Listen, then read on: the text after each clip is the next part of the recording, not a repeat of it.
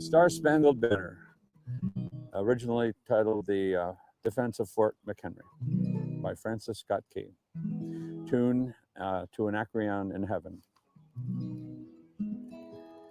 Oh, say, can you see by the dawn's early light what so proudly we hailed at the twilight's last gleaming, whose broad stripes and bright stars through the perilous fight o'er the ramparts we watched were so gallantly streaming, and the rocket's red glare, the bombs bursting in air, gave proof through the night that our flag was still there.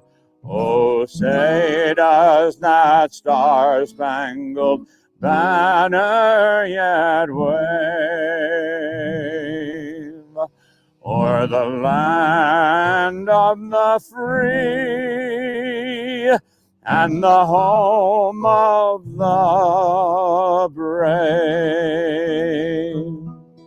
On the shore dimly seen through the mist of the deep, where the foe's haughty host in dread silence reposes, what is that which the breeze o'er the towering steep, as it fitfully blows, half conceals, half discloses? Now it catches the gleam of the morning's first beam, in full glory reflected, now shines on the stream. 'Tis the star-spangled banner, oh long may it wave o'er the land of the free and the home of the brave. And where is that band who so vauntingly swore that the havoc of war and the battle's confusion, home and the country should leave us no more? Their blood has washed out their foul footsteps' pollution. No refuge could save the hiring and slave from the terror of flight or the gloom of the grave. And the star-spangled banner in triumph doth wave o'er the land of the free and the home of the brave. Oh, thus be it ever, when free men shall stand between their loved home and the war's desolation. Blessed with victory and peace, may the heaven-rescued land praise the power that hath made and preserved us a nation. Then conquer we must, when our cause it is just, and this be our motto: in God is our trust. And the star-spangled banner in triumph shall wave o'er the land of the free and the home of the brave.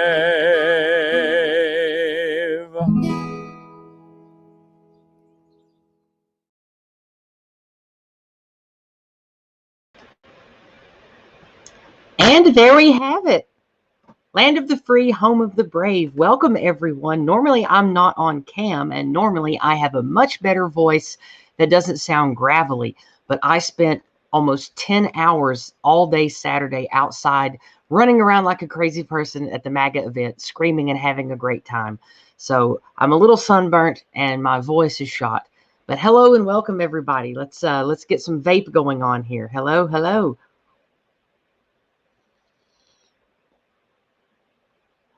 There we go. We got the vape out of the way. Now, we are going to have a fun community stream today. The goal of today is to talk to you guys about the MAGA event, answer any questions you might have, look at a few things on Twitter, play some patriotic songs. And this is going to be the first community stream that I hope I have a lot of people come on with me and just talk. So for the next couple of hours, we're going to see how things go. I am in bed. My feet, legs, and hips are killing me from all that I did Saturday. I'm old. I know. I'm not the young warrior that I used to be. But what we're going to do today is we're going to take the first few minutes just to chill and let some people get in. And then we're going to start taking questions and talking. The primary link that you'll need for asking us questions in the chat is the entropy stream. Now, the entropy is just now coming up because I forgot to click the go button. So it'll be coming up in just a second. And for those of you who want to leave us long form questions or just comments, over on the entropy page, the link that I just put in chat, you are going to see, oh, hey, Steve-O and Luke over on D-Live. Hi, guys. Scrub Rising. Over on entropy, on the left-hand side of entropy, there's a box called questions. We call this the Tall Kevin widget. Tall Kevin, I hope that you're here with us. I see Slouts is already here, or Slots rather. Hello, Slots. Slots knows how the question widget works. Slots already put something over in the question widget that says, how's it going? If you want to leave us questions and comments, that's where you do it. So go ahead and post those over there. Throughout the show, I will be taking special breaks every 30 minutes or so to check for donations and see if anybody left a paid super chat or gave us donations, and we will be responding to those. I say we, it's just me right now, but I plan on having others on shortly. So first up, we're going to have, well, I don't know if they want to go by their real names or not, but I do have two guys that were at the MAGA event with me on Saturday that do want to come onto the stream when they can. And one of those should be coming on any minute now, unless something came up. So that being said, I am going to share the StreamYard link one more time for those of you who might want to jump in here and be on voice with me. I'm going to be killing my cam if I have bandwidth problems. So I don't have to be on cam, and you certainly don't have to be on cam if you want to talk. I know that Heidi and a few of the others of you might want to jump on and talk to us later. So anybody is welcome to come on with us today, have a chat, celebrate America together, talk about patriotism and nationalism, just to share good times and celebrate together. And today, let's go ahead and start by looking at something funny together. I really want to get things off on the right foot. I want people to be excited and have a good time. So for just a moment, cover your virgin ears. We are going to listen to something that has a few dirty words in it, but is very patriotic and very fun. So we're going to get this rolling while we wait on someone else to come in here with us. America,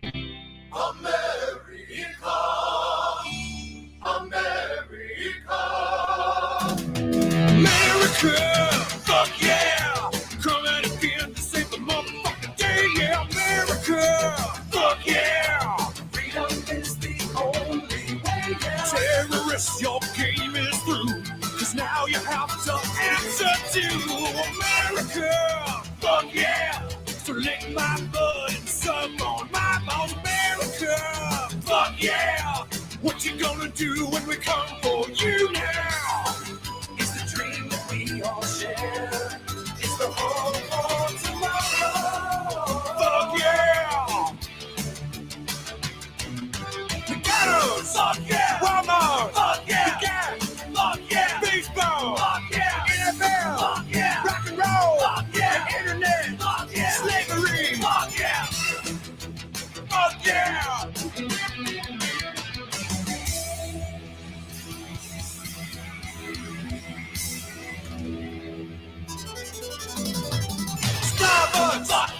Whisky World. Fuck yeah. Porno. Fuck yeah. Valium. Fuck yeah. Reebok. Fuck yeah. Fake tits. Fuck yeah. Sushi. Fuck yeah. Taco Bell. Fuck yeah. Rodeos. Fuck yeah. Bed Bath and Beyond. Fuck yeah. Liberty. Fuck yeah. White Slips. Fuck yeah. The Alamo. Fuck yeah. Band-Aids. Fuck yeah. Las Vegas. Fuck yeah. Christmas. Fuck yeah. Immigrants. Fuck yeah. Popeye. Fuck yeah. Democrats. Fuck yeah. Republicans. Sportsmanship. Books.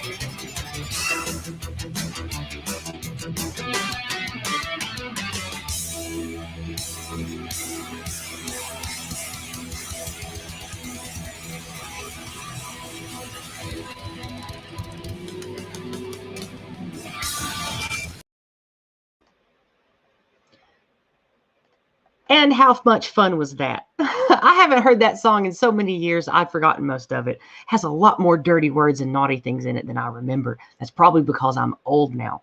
So I hope that didn't offend anybody's ears too much. This is all in good fun, having a good time here. So we're going to start cruising through chat. We're going to look over at Entropy, see what's going on. No questions on the widget over there. Hello, Luke. I see you over on D Live. I see Steve-O and a few others over there too.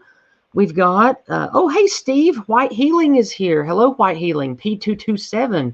Silence is Leaden. The Noble Slots is with us today. Ares God of War is with us. I don't recognize you here. Have you been to my streams before? I don't recognize that name. Let's see. We've got, oh, Comes a Horseman. Hello, Comes a Horseman. Twin Ravens again. We'll start with Slots' question. Slots simply asks, my question, let's see. Hey, my question is there. How are you there? I'm doing okay today. Like I said, my voice is a little scratchy.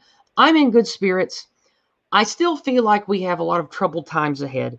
I feel like that the America that was is crumbling and falling. And whatever the new America that comes, I can't predict yet.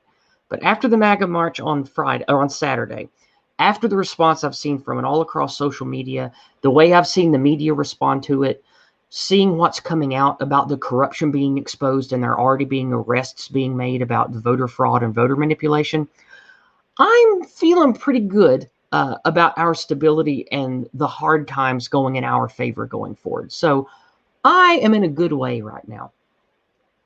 Oh, hey, Robert. Yes, I was on Dawn's stream. It was a fun time. I think Dawn was in, yeah, there was some Dawn in my video that I uploaded yesterday too from the event. All right, let's look through the chat here and see what else we've got. Let's make sure I don't miss anybody because today is a community stream. I'm not just going to be paying attention to the paid chats, and we don't have any primary topic other than just having good spirits about America stuff and just sharing a good day together. So let's see here. Oh, we got okay. Oh, Twin Raven says the Dow closed at record highs today. That's interesting. Let's see. We got we've got. Oh, my voice is coming back. I can almost sing again. Getting there. Okay. True Grave said I took him back to his high school days there. All right. White Healing says he can't find my Discord. That is because my Discord is private. I usually vet people, but I like people in this chat, so I'm going to go ahead and share the Discord link. If you want to jump into my Discord, it's small. Not a lot goes on in there. It's just a place to collect my people and sort of keep them together and where we can share news articles. We can share links to other people's channels, that sort of thing. You're welcome to come on in. Go ahead and come on in and visit. Speaking of Discord, I think I've got some people that are wanting to join me messaging right now. All right. Let me handle this real quick.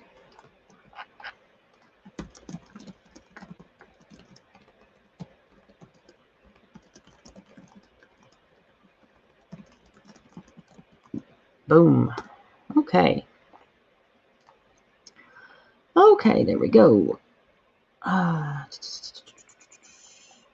White Healing says he loves our community here. Thank you. I love my community too. You guys are the best. I've had such a great time building this community in the last 2 years, and especially since I got involved with the White Positive crowd early this year around February and March. I've started making really good nationalist connections. People that actually care about our ethnicity, our people, our history, but want to work towards it in constructive new ways instead of the failure of ways that have come before. So I'm really thankful for the people I've met in the white positive sphere, especially in Jason Kuna's No White Guilt community. And I really like my British friends that I've made over in the British nationalist community and the Groyper community. Love you guys. Scrubs Uprising, or Scrub Army rather. Love you guys too. I hope that Dangerfield can be here today, but I haven't heard back from him. He's probably doing his own thing today. But I do think Don the Pleb is going to have an important stream later tonight. But I think we're going to be done before he starts, so we should be fine. That's very sweet of you to say, Peel2451. I don't know. I don't think that nobody works harder than me. I have two unhealthy family members that are old that I take care of.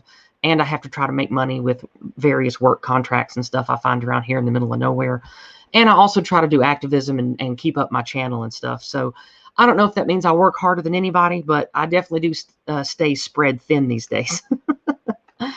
I see we have a bunch of lovely people here already. Let's make sure that I'm not missing anybody over on DLive.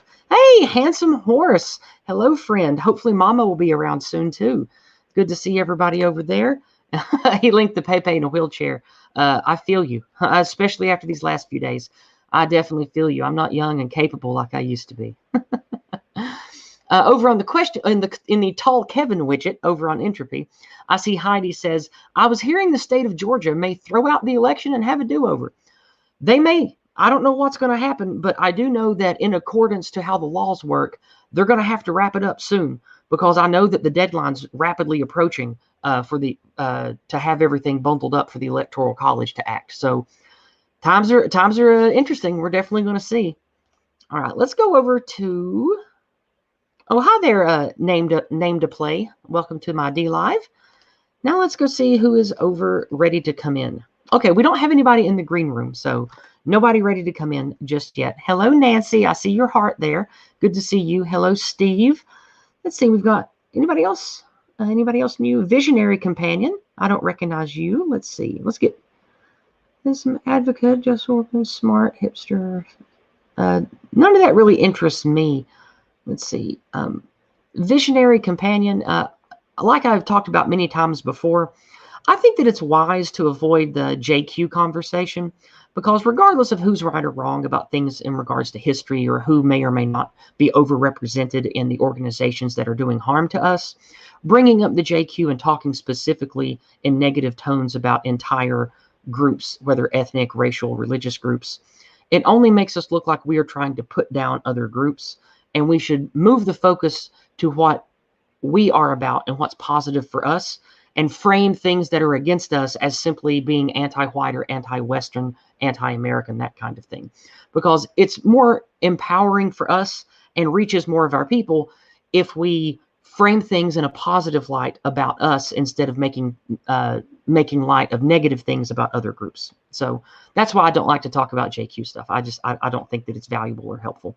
So I recommend you not doing that either. I just think that you'll win over more minds and create more positivity for us if you do that. Let's see. What else do we have here? Let me check the Tall Kevin widget again, see what we've got shaken over there. Okay, still just Slots and Heidi. And over on DLive, Handsome Horse.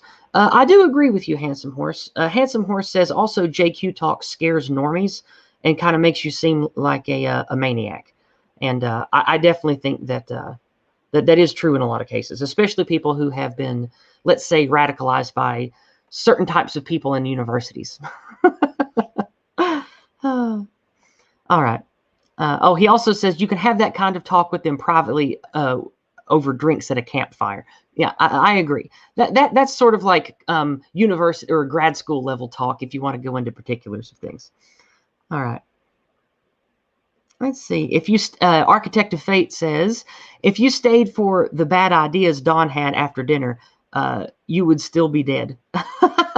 For all the fat jokes that a manlet can move. Get ex-Proud Boy Kyle Champion based Stickman on stream. I tend not to associate with Proud Boys, not because I don't like them, but we're from completely different circles, and I don't personally know any or have connections to any of them. So, and I also don't glorify people going out looking for trouble. I don't think that's wise. I know that they make a statement, and I know that a lot of us support them in what they do, but I don't condone people putting on armor and picking up weapons and going out looking for trouble.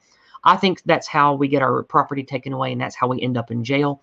And I don't want anybody in the white positive sphere to end up in jail or have their property and weapons taken away. So that's why I recommend people not do that stuff. You can see by the example that I set going to the MAGA march on Saturday, I made sure to leave before dark because that's when almost all the bad stuff happens. I didn't take any weapons. I didn't wear any iconography of any kind. I wore normal clothes. I went with people who were also wearing normal clothes, and we walked around doing normal people things. And we stayed in a group, and we didn't engage with people who look like trouble. So if you're going to do that, I think that's a fine way to go out and be involved in events and stuff. Just don't go looking for trouble, and definitely don't go out armed. I think that's in most of these big cities, that's a fast track to getting yourself in trouble or worse. So that's my thoughts on that. Let's see. True Grave agrees with me about JQ stuff. Let's go see if we have anybody ready to hop in and talk to me over on no, we don't. It's still just me right now. So here's something else in the Tall Kevin widget. We have another thing from Heidi. Heidi says, yes, I'm interested to hear about your expectations before the MAGA march and if those expectations were met or were different. That's an excellent question. Let's go ahead and talk about that. Actually, I'm going to polish off what's left of this water because my voice is already getting weak. I worked up to having my full voice before the stream, but it looks like it's already starting to fall apart. So I'm going to have to take it easy.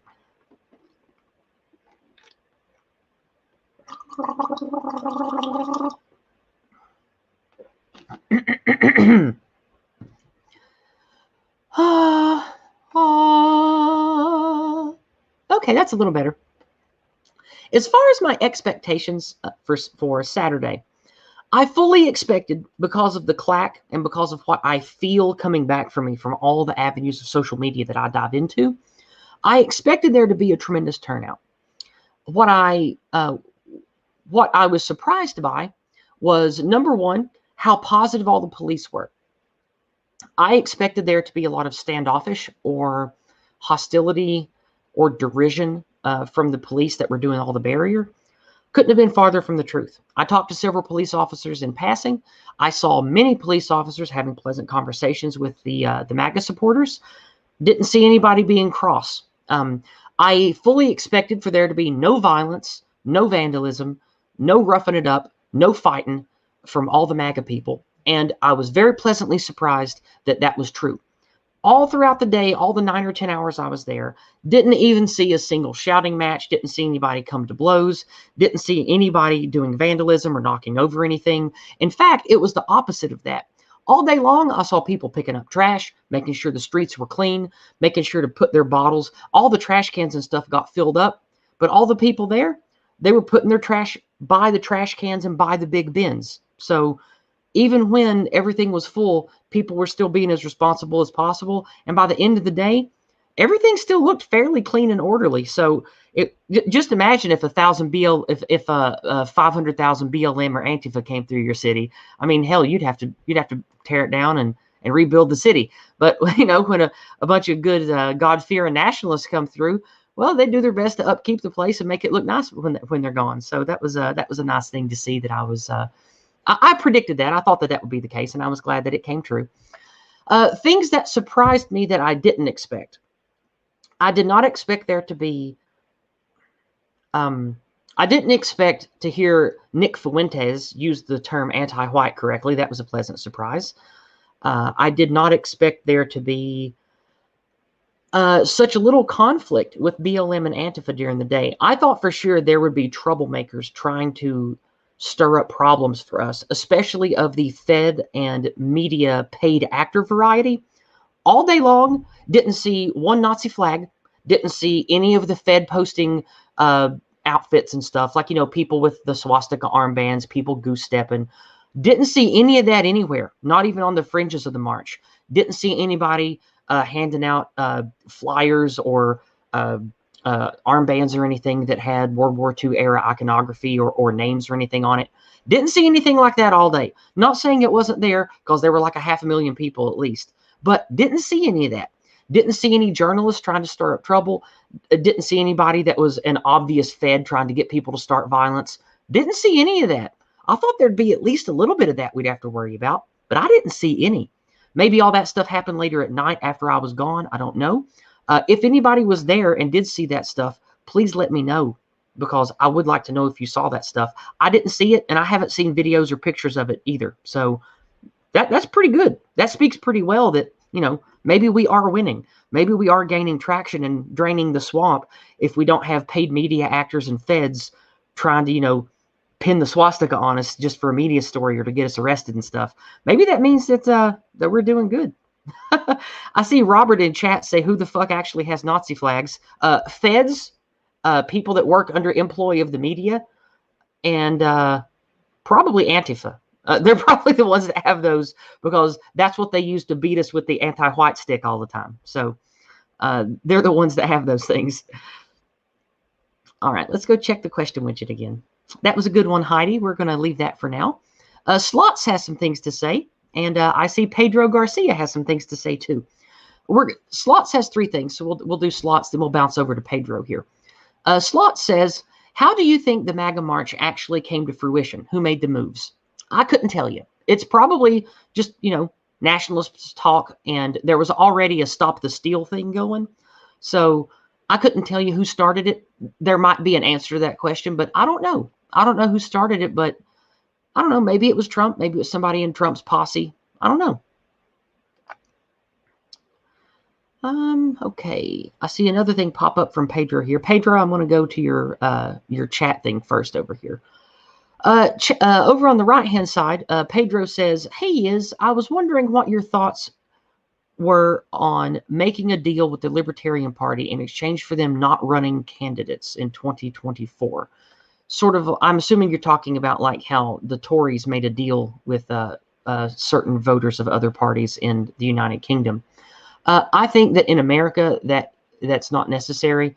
I think that the Libertarian Party as it stands now is a joke, and I think that the people who regularly vote for the Libertarian Party, I don't think are going to support a strong conservative tradcon nationalist upsurgence in populism.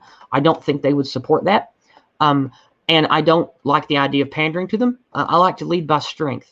I want to show them that our way is right and just. We have the moral higher ground. We have the superiority of numbers, and they should follow us because of strength and unity. And if there is any way that the libertarians are going to have any kind of future where they can be left alone, they have to get in bed with us, and they have to be part of us, because we're the only ones that will allow them to have that in the future. None of the other options are going to allow them to have their little compounds or live alone out in the wilderness and not be messed with except us. We're the only ones left that they can live peacefully with. So I think that we should lead by strength and just tell them how it is. And if they don't support us, then they're signing their own death warrant. So that's how I would handle that, Pedro. Let's do a Slots question next. Slot says, how has the media covered this? Well, I'm glad you asked that. We're going to go ahead and segue to that right now. So we are going to bounce over and bring on Dave. Hello, Dave. Can you hear me? I can. Sound is great. Am I too loud? Too quiet? You sound perfect to me. Let's ask chat's opinion. Chat, how does the Dave sound? And welcome. You better say perfect. Get a 14 in the chat for Dave. Welcome, Dave, everybody. Okay, there we go. All right, I am getting a little bit of a buzz in the background on your mic. Is there a fan or something going nearby? There could be. Better? Yes, that fixed it. Thank you very much. Just let me know what comes back. We're going to check the chat again real quick, because I've been ignoring it for a minute while I was reading other stuff. Over on DLive, hello, Hidden Kisa. I don't know how to say your name. Forgive me for saying it wrong. We have a lot of people in the YouTube chat now, so hello to everyone here. It's impossible for me to catch all of your names, but I do see some familiar faces. Hello, Raymond. Hello, Elaine. Hello, sister. Good for you. I'm glad you're here. And of course, we see Mirthful. We've got Nancy. We've got many other people here. if you want me to answer your questions in the YouTube chat, you're going to have to highlight my name. So there's just too much chat for me to dig through and follow it. I will be looking at that later. But I highly encourage you to use the question widget over on Entropy, which in the White Positive Sphere we call the Tall Kevin widget. The Tall Kevin widget will be on the left-hand side of the Entropy tab. You can pop that open and have a look-see over there. Everybody's welcoming you, Dave. There's a whole army of 14s in the chat. Tell me you feel welcomed and tell me how you love America. I feel so welcomed. I see some from Architect of Fate, which was great, and it was wonderful to meet you too. It was. Yeah, I mean, just to pull it out a little bit, that's one of the best things about this community in general is that it's welcoming and open to all those but the degenerate. Yeah. But about half of us here are ex-degenerates, so we go easy on them as long as they aren't practicing. Yeah. Same. Still sometimes, even. I believe in a message of hope and redemption. I think that anybody can leave their ugliness behind them willingly and be willing to work towards positivity and healing. So I give everybody the benefit of the doubt until they prove unreliable. So that's how we roll around here. Yeah, really the only other thing I'd say is that for anybody that didn't come out, it was wonderful. And like that's really the thing that our kind of community needs to do from my personal perspective is get together in the real world. Yeah. I know I'm saying something that everyone hears all the time, but okay. Yeah, you can still pay more. Yeah. So now that we've got you on, we're going to move on with what I wanted to show people. Slots asked something over on the question widget. He said, has the media covered this? The relative silence is like they don't want to cover it. A few of them have covered it. But before we move on, someone with the name Iron Ardito. Iron Ardito is trying to connect in the waiting room. I see you, but I can't bring you on because it says the devices are either not connected or not functional for your audio. And you don't have to get on cam if you don't want to. Audio is just fine. Most people use audio. I usually use audio for streams like this, but it's a special occasion, and I wanted you to see how haggard and sunburnt I am, because normally I never let the sun hit my milky white flesh. I avoid it like a vampire. So, but I wanted you to see that I've actually been out in the sun. So, Iron Ardito, just get your stuff situated. You can pop open the options by clicking the gear, and it will walk you through how to connect via your browser. So go ahead and work on that, and we can get you on here shortly. I need to take a drink of Mountain Dew, then we'll look at some things.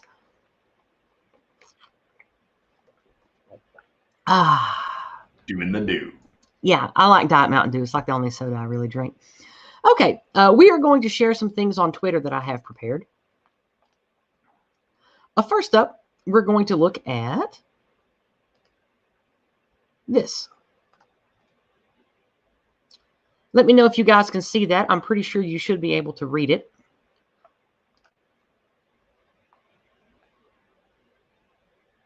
Yeah, you guys can see that. That should be in focus and on screen the way I've got it positioned. Okay, so this Guardian article, the Guardian article says the Million MAGA March Trump supporters protest in Washington, D.C. It says at least 1,000 protesters. At least 1,000. So right out of the gate, that is a gigantic lie. There were more than 1,000 on the train that I took just to get in.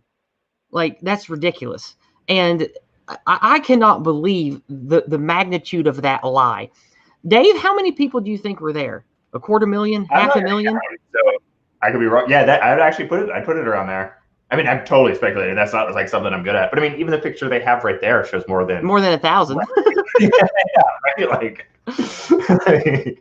I mean, I think there's something that is what the problem is that we're against is that you can have something where the picture or the text inside the article actually contradicts the message of the article, and our opponents don't even notice. Like this really is getting to the, like, for the last 6 months, the media is already at 2 + 2 = 5 gaslighting type of stuff, man. Especially with the riots. They're like, you can't go to church and you can't go be with your loved ones at the park because of COVID. But then not a peep out of the media when 50,000, gangbangers and Antifa thugs, burn 2 city blocks to the ground. They don't say anything about that. Like, it's such blatant gaslighting and corruption. It's terrible. So let me check chat here, see if anybody has anything to say real quick. Heidi says Newmax said there was over 1 million people at the march. Oh, that's fantastic. Newmax is pretty good. I've been looking at Newmax News a lot lately because Trump and other people have been talking about it. And it seems pretty good. It seems pretty reliable.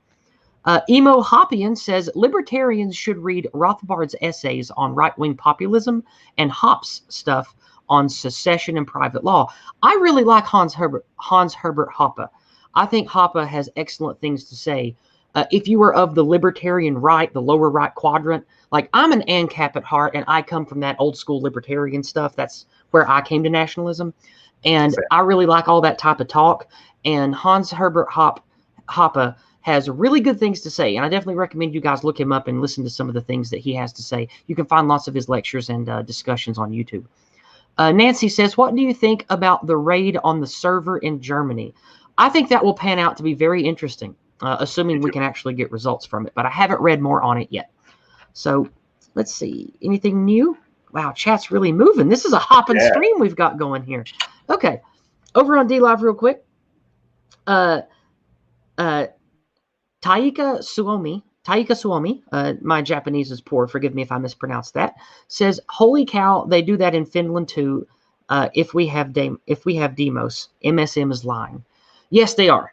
Yes, they are, and yes, they do. So going back to the, oops, I clicked the wrong tab, sorry. Going back to what we're looking at, it says people chanted Stop the Steal, sang the national anthem, some demonstrations running after the Trump motorcade when it made an appearance at the beginning of the significantly advertised event. Here is more lies, and just like Deep Throat said on the X-Files all those years ago, the best place to hide a lie is between two truths. So that's what the media does, and they are experts at it. Yes, there was a motorcade. Yes, it was advertised, but they say there were Trump protesters, demonstrators, running after the motorcade like they were chasing it, or that's putting it in a negative light, like we're crazy or unhinged. Number two, the second lie goes with the first lie. At least 1,000 protesters paired with significantly advertised. So the lie here is a subtle lie that only just over 1,000 people showed up, even though it was significantly advertised. What a load of shit. Forgive my language, but what a load of shit. What do you think about that, Dave? Same. I mean, it's the same kind. It is all the same thing. They will just, I mean, you said already, they gaslight. You can't really have, they do so to hide the actual truths. I mean, if think of what actually is the truth. No one knew what this event was 9 days before the event. Yep. Right? Like, there wasn't mass advertisement. There was threats that people would have to get contact tracing and stuff to even go into DC. Mm-hmm. There were things that tried to shut it down, and yet this is still how many people came out. All right. Let's before we move on from that, we're going to go ahead and finish it up. Oops, I clicked the wrong thing. Okay, there we go. Also, it says counter-protesters rallied in Washington and clashed with Trump supporters in the evening, when at least 20 people were arrested on a variety of charges, including assault and weapons possession, according to officials. Okay, the reason that this is a lie is not because there weren't 20 people arrested. It's because of the framing. It says counter-protesters rallied in Washington and clashed with Trump supporters. If any of you watched my footage from Saturday, there were a handful of BLM idiots, a handful of hecklers early in the morning, and then there wasn't anything until 6 or 7 hours later, when there were a handful of Antifa pukes that showed up on a couple of vans, and the police surrounded them to keep them segregated. And again, at another place across the park, there were maybe, how many BLM guys we walked past? Like 5, 10? Yeah, there weren't many. Yeah. And they had a few signs, and they were heckling people. And there weren't even like 2 or 3 cops there. I think maybe 4 cops total. I don't know about the one guy, but they weren't any trouble, and they weren't causing trouble. They were just heckling and shouting, but they were drowned out by the hundreds of thousands of us, to the point that they were irrelevant. So that wasn't really a clash. The clash didn't come until later at night, and that's when all the BLM Antifa guys, the what I like to call the anti-white hate mob, or the anti-white attack mob, when the anti-white mob started literally attacking people and throwing stuff at people. And that's, of course, when the Proud Boys retaliate. So it's not like the people that went there were looking for trouble, and it's not like the people went there and clashed. That's a big fat lie because of all the other stuff that the lying scum media doesn't tell you. So that's the first little thing I had to share. So if BLM or Antifa didn't come out, there would never be violence. Yeah, right? Like, because there were hundreds of thousands of us there walking around all day, and Lord knows people on the right don't agree on anything. And but we weren't hitting each other with stuff and you know, throwing bricks at each other and spitting in each other's faces. I didn't see any of that from anybody all day long. And we probably personally walked past 100,000 people, and I didn't see any of that. The only violence I saw at all was later after dark, and I wasn't anywhere close to it. So that's a pretty good sign. All right, let's check chat again because it's a community stream. I don't want to leave anybody hanging. Okay, let's see. Taika Suomi over on DLive again says, at one demo, I was approached by an MSM guy who wanted an interview. I said, not until you apologize for the lying. He said he is still mad about it, I hear. That's pretty funny. All right, I'm going to scroll through YouTube chat, see what we have. Alex Simpsons says, Yizz, did you talk at all with anyone for a significant amount of time about white well-being or just provide the flyers? I talked to 4 different crews about white well-being. One was on the if my +1 is with me, was it on the tram or after we got out of the tram that I talked to the 2 white ladies and the Asian guy about the white well-being flyers and what the websites were for? But I don't remember exactly where it was. It was either at the tram station or after we got out of the metro. I was handing out flyers to a few people, and we had a brief chat. They were like, oh, what's this? And I got to stop for a few moments and talk to them about, I didn't use the phrase white well-being. I said, no white guilt is a real problem. No white guilt is the real cancer or something like that. And I said, these websites are to promote white well-being or for I don't even remember the words I chose because I say something a little different every time I talk. But when it comes to a significant amount of time, no, because I stayed on the move all day. I didn't get to sit down and have any protracted talks about white well-being on this trip. I had to keep moving or I would have lost the group. So I had to stay on the move. But I handed out 30 or 40 flyers to the crew that when we first met up. Then I handed out a stack of about 25 to people on the metro to hand out to their friends. And then later I talked to a cool gentleman at the porta potty, and I handed him a small stack of 10 or 15 to hand out to his friends too. So all in all, my +1 that went with me, he walked around handing them out with me as we walked around the whole event.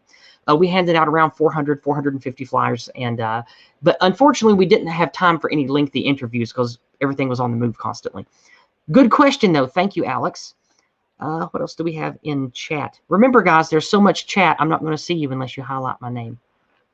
Okay. And I would prefer you talk over on the question widget. So speaking of, well, actually, I see one that just popped up. I will do this one, even though it's not highlighted. I can't read that. You're not in the circle, I think it says that. Forgive me, I'm retarded. I can't read. This person says, Yizz, do you believe it's legitimately possible for a white positivity movement to gain momentum in this hateful climate? Yes, of course I do, or I wouldn't be doing this. I wouldn't waste my time on something that I thought would fail. Like the whole reason I've become so celebrant, so exuberant, so vocal about Jason Kuna's Go Free book and the lexicon is because I see it work. Is because I see it work in ways I have failed in these conversations for years. And so, yes, if I didn't think that it had power to connect people and trigger real positivity to heal the damage that's been done to us ethnically, spiritually, I wouldn't do it. I wouldn't waste my time doing it. Good question, though. All right. Also, if you don't mind me adding just a touch to that, think about... Sure, go ahead, Dave. How much, yeah, I mean, super tiny, and sorry, just how much we have from our ancestors that is so good and can be brought forward. I mean, literally, if the only thing our ancestors gave us was like ice cream and waffles, we should be proud of them. And they gave us so much more than that, right? They gave us Western civilization. They gave us the beautiful ancient religions of Druidism and paganism. They gave us the wonderful religions that we know now as Protestant Christianity. They've given us the structures of cathedrals and churches and schools and all these other wonderful things that came from our kin going back hundreds and thousands of years in some cases. That's our legacy. We should all be proud of that and cherish that and talk about that without shame, without guilt. And that's the primary reason that I love what Jason Kuhn has given to us with the lexicon is because no matter what you think about him as a man, I happen to like him a lot and I like his community. But even if you didn't like him, even if you hated him, like his book and his lexicon is awesome.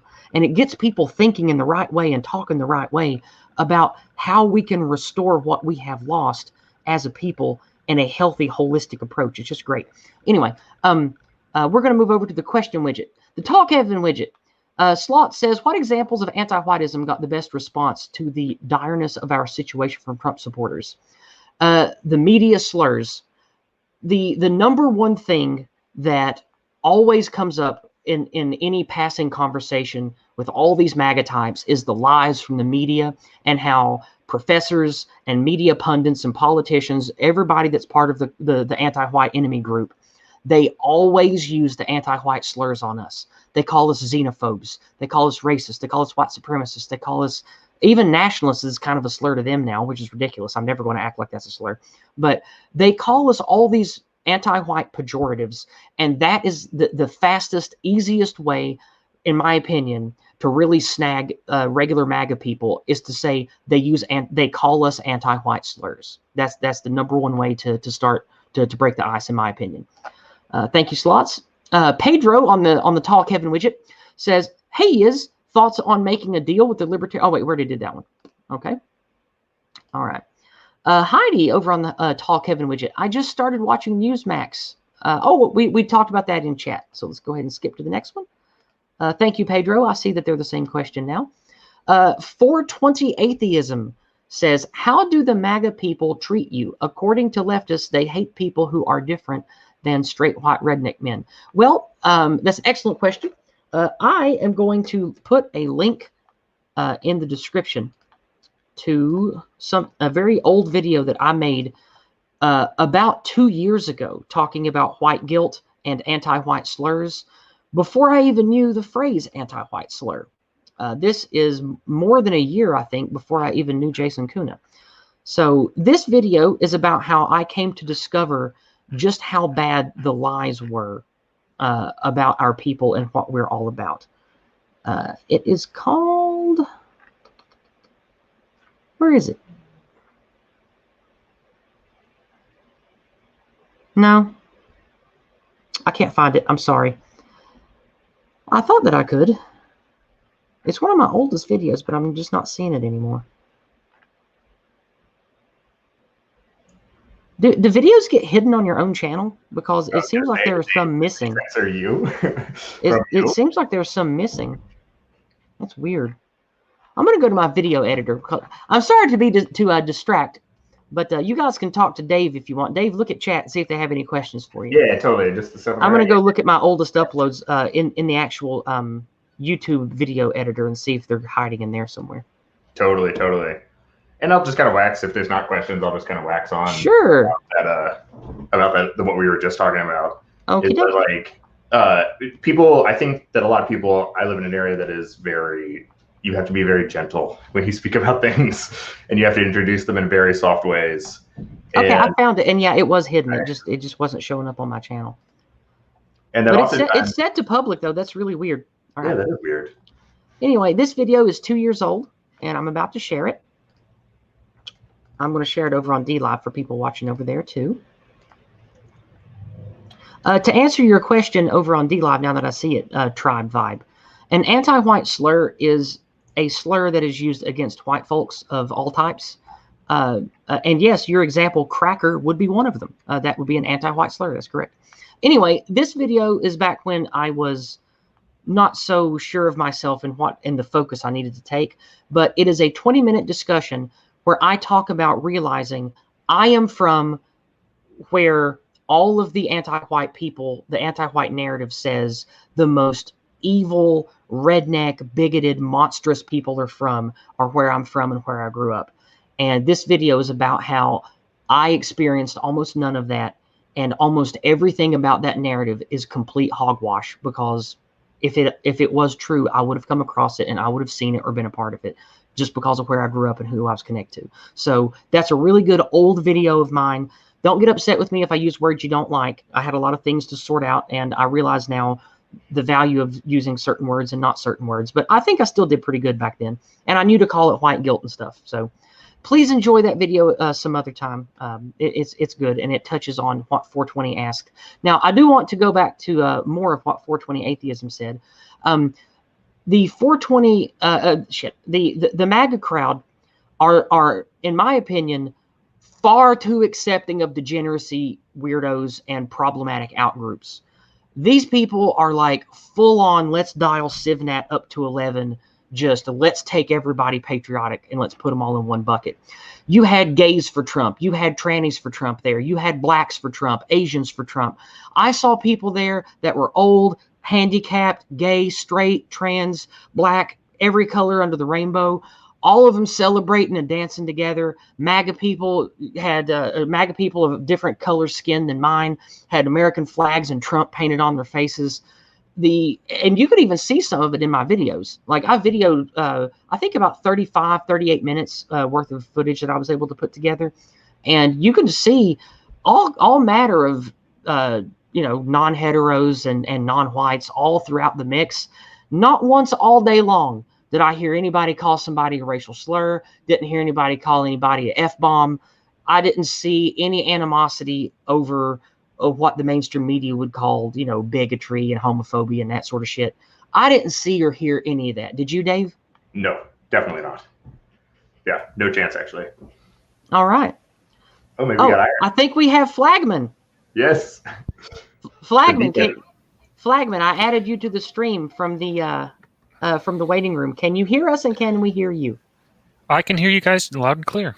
Perfect. I hear you too. Let's make sure chat can hear Flagman. Flagman? Chat? Can you hear me? I was the one that was carrying the flag in any of the stuff you saw. Oh, cool. Hi, Flagman. This guy is the one that was ahead of me, and you could often see in my video with the Gadsden flag. So, welcome, my friend. Anything you want to say now that you're on voice with us? Not hugely. If you have any questions, if the chat has any questions, I was there. I walked around mostly. I stayed with the group so that they could figure out where the group was. Cool. Yep. First protest. Never done anything like this before. Figured this would be worth it. Fortunately, I was available to go. This is only the third or fourth time I've done anything even close to this, and this is way bigger than anything I've ever been to. Yeah. That's actually why we needed the flag, because, there was a moment when Synagogue and I got considerably behind, and we had to weave through the masses. For those of you that know Synagogue, he is supposed to be on later if he has time, so we'll see. All right. Again, I put the link to Entropy in the chat here. I'm going to put the same links over on DLive. And if you want to leave us questions, you totally can in the Talk Heaven widget, which is the question widget on the left-hand side of the page. And if you would like to give me money dollars, you can give me the delicious money dollars that I have to eat to get gas and equipment. And my car is always hungry, and so is my phone. And they will always take what you give them. Okay, let's make sure that we don't have any questions in the YouTube chat before they vanish. I'm going to scroll up and look for things. Hello, Monty. I'm glad you came. I see we have Piers with us. Hello, Piers. Silence is leaden. Good to see you. Anybody else new? Hello, Arius. Not banned account. Okay, Nancy has something to say. Nancy linked my name and says, I find it interesting that Trump fired the head of the Pentagon and CIA and replaced them before the raid. The CIA knew nothing about the raid, from what I understand. That is what I heard and what I read. That is good news, in my opinion, because it means Trump is working with people that are loyal to him and keep their damn mouths shut. And if that's the case, that means we might be really close to a giant swamp draining. And maybe, just maybe, Rabbi Trumpelstein ain't going to be the wolf in sheep's clothing that I think he is. He might actually be the man I voted for. We'll see. We'll see what happens. So I'm going to remain hopeful but skeptical, as I encourage all of you to do. Next, Piers Taylor says, Fraulein Dresden posted a picture of George Lincoln Rockwell giving a speech near a giant no white guilt banner circa 1965. Yes, I like George Lincoln Rockwell. The greatest flaw, I believe, in George Lincoln Rockwell was foolishly marrying himself to the word Nazi and to the swastika symbol. George Lincoln Rockwell had beautiful ideas about nationalism, about the healthy concepts in original National Socialism, in original American ideology. And I believe that he was an OG troll, and he wanted to agitate and inflame people to a degree to where he would get undeniable media coverage and people would be forced to talk to him. He accomplished that, but he, like you hear Jason Kuna talk about on his channel all the time, he took upon himself the mantle of the villain in the anti-white narrative, and they shot him in the fucking street, and he's dead now. So, you know, he did that.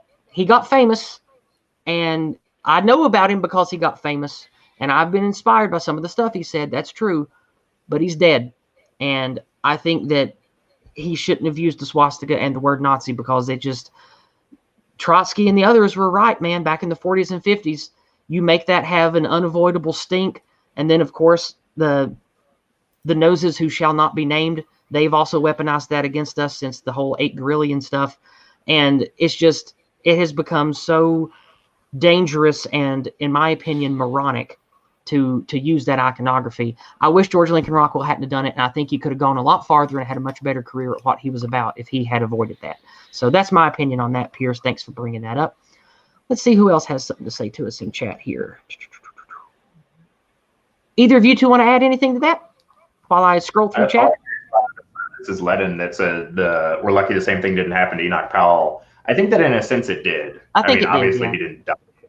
Yeah, but I mean, I think that's something that the left has been good at, for hundreds of years, is exerting only as much force as they need. Yeah. They're actually very efficient with force. And so if they can silence you, they don't have to kill you. Yep. And they will only kill you if they feel like they have to, or you've done something like what we were just talking about with Lincoln is so extreme that they are allowed to, because what's the Malice quote on that one? They want you dead, but they'll settle for your subjugation. Yep. Thank you for the lemons over on D-Live, you guys. I do appreciate it. Seek Kyle and Hidden Kisa. Remind me towards the end of the stream to open up the lemon chest, and I'll toss a few in there and we'll open that up together. Okay, let's go to the question widget and let's check. Actually, it's been 30 minutes now again. We are going to check, or actually it's been an hour. I forgot I started at 4:30. We are going to go to paid chats. Heidi says, they make you type something now, so hello to everyone. Heidi, I appreciate the 10 USD, my friend. I will definitely put that towards gas and better equipment. Thank you so much. I had about $200 saved up from channel donations, but I spent almost all of that for the Activism day on Saturday. It took me about $50 worth of gas. Then I had to have food, and it took us about $20 or $30 worth of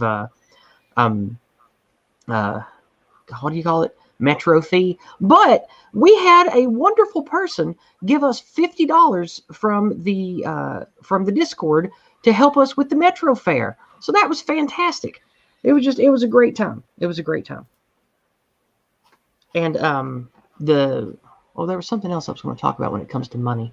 Oh, there have been several of you subscribed to me on Subscribestar lately, and last stream I forgot to thank you, and I meant to do that. Thank all 4 of you that subscribed to me over on Subscribestar and have sent me uplifting messages over there. I don't know if you want me to say the name that it shows me on Subscribestar, so I'm not going to name you. But thank you so much for supporting me month to month. And I do need to remind you guys, since I'm not big yet and don't have a bunch of subscribers, you have to manually go into your email or go to the Subscribestar site and click to give me money each month. It doesn't automatically draft until I have a certain number of subscribers. So if you want to keep giving me money every month, I'm sorry, you have to do it through your email or actually go there each month and click to give it to me. But I do appreciate those of you, the 4 of you over there that are giving me money each month. It does help. And once I get up to my my target limit of, I think, 150 or 200, I can actually cash it out over there. So now we're going to check PayPal and see what's going on in the PayPal.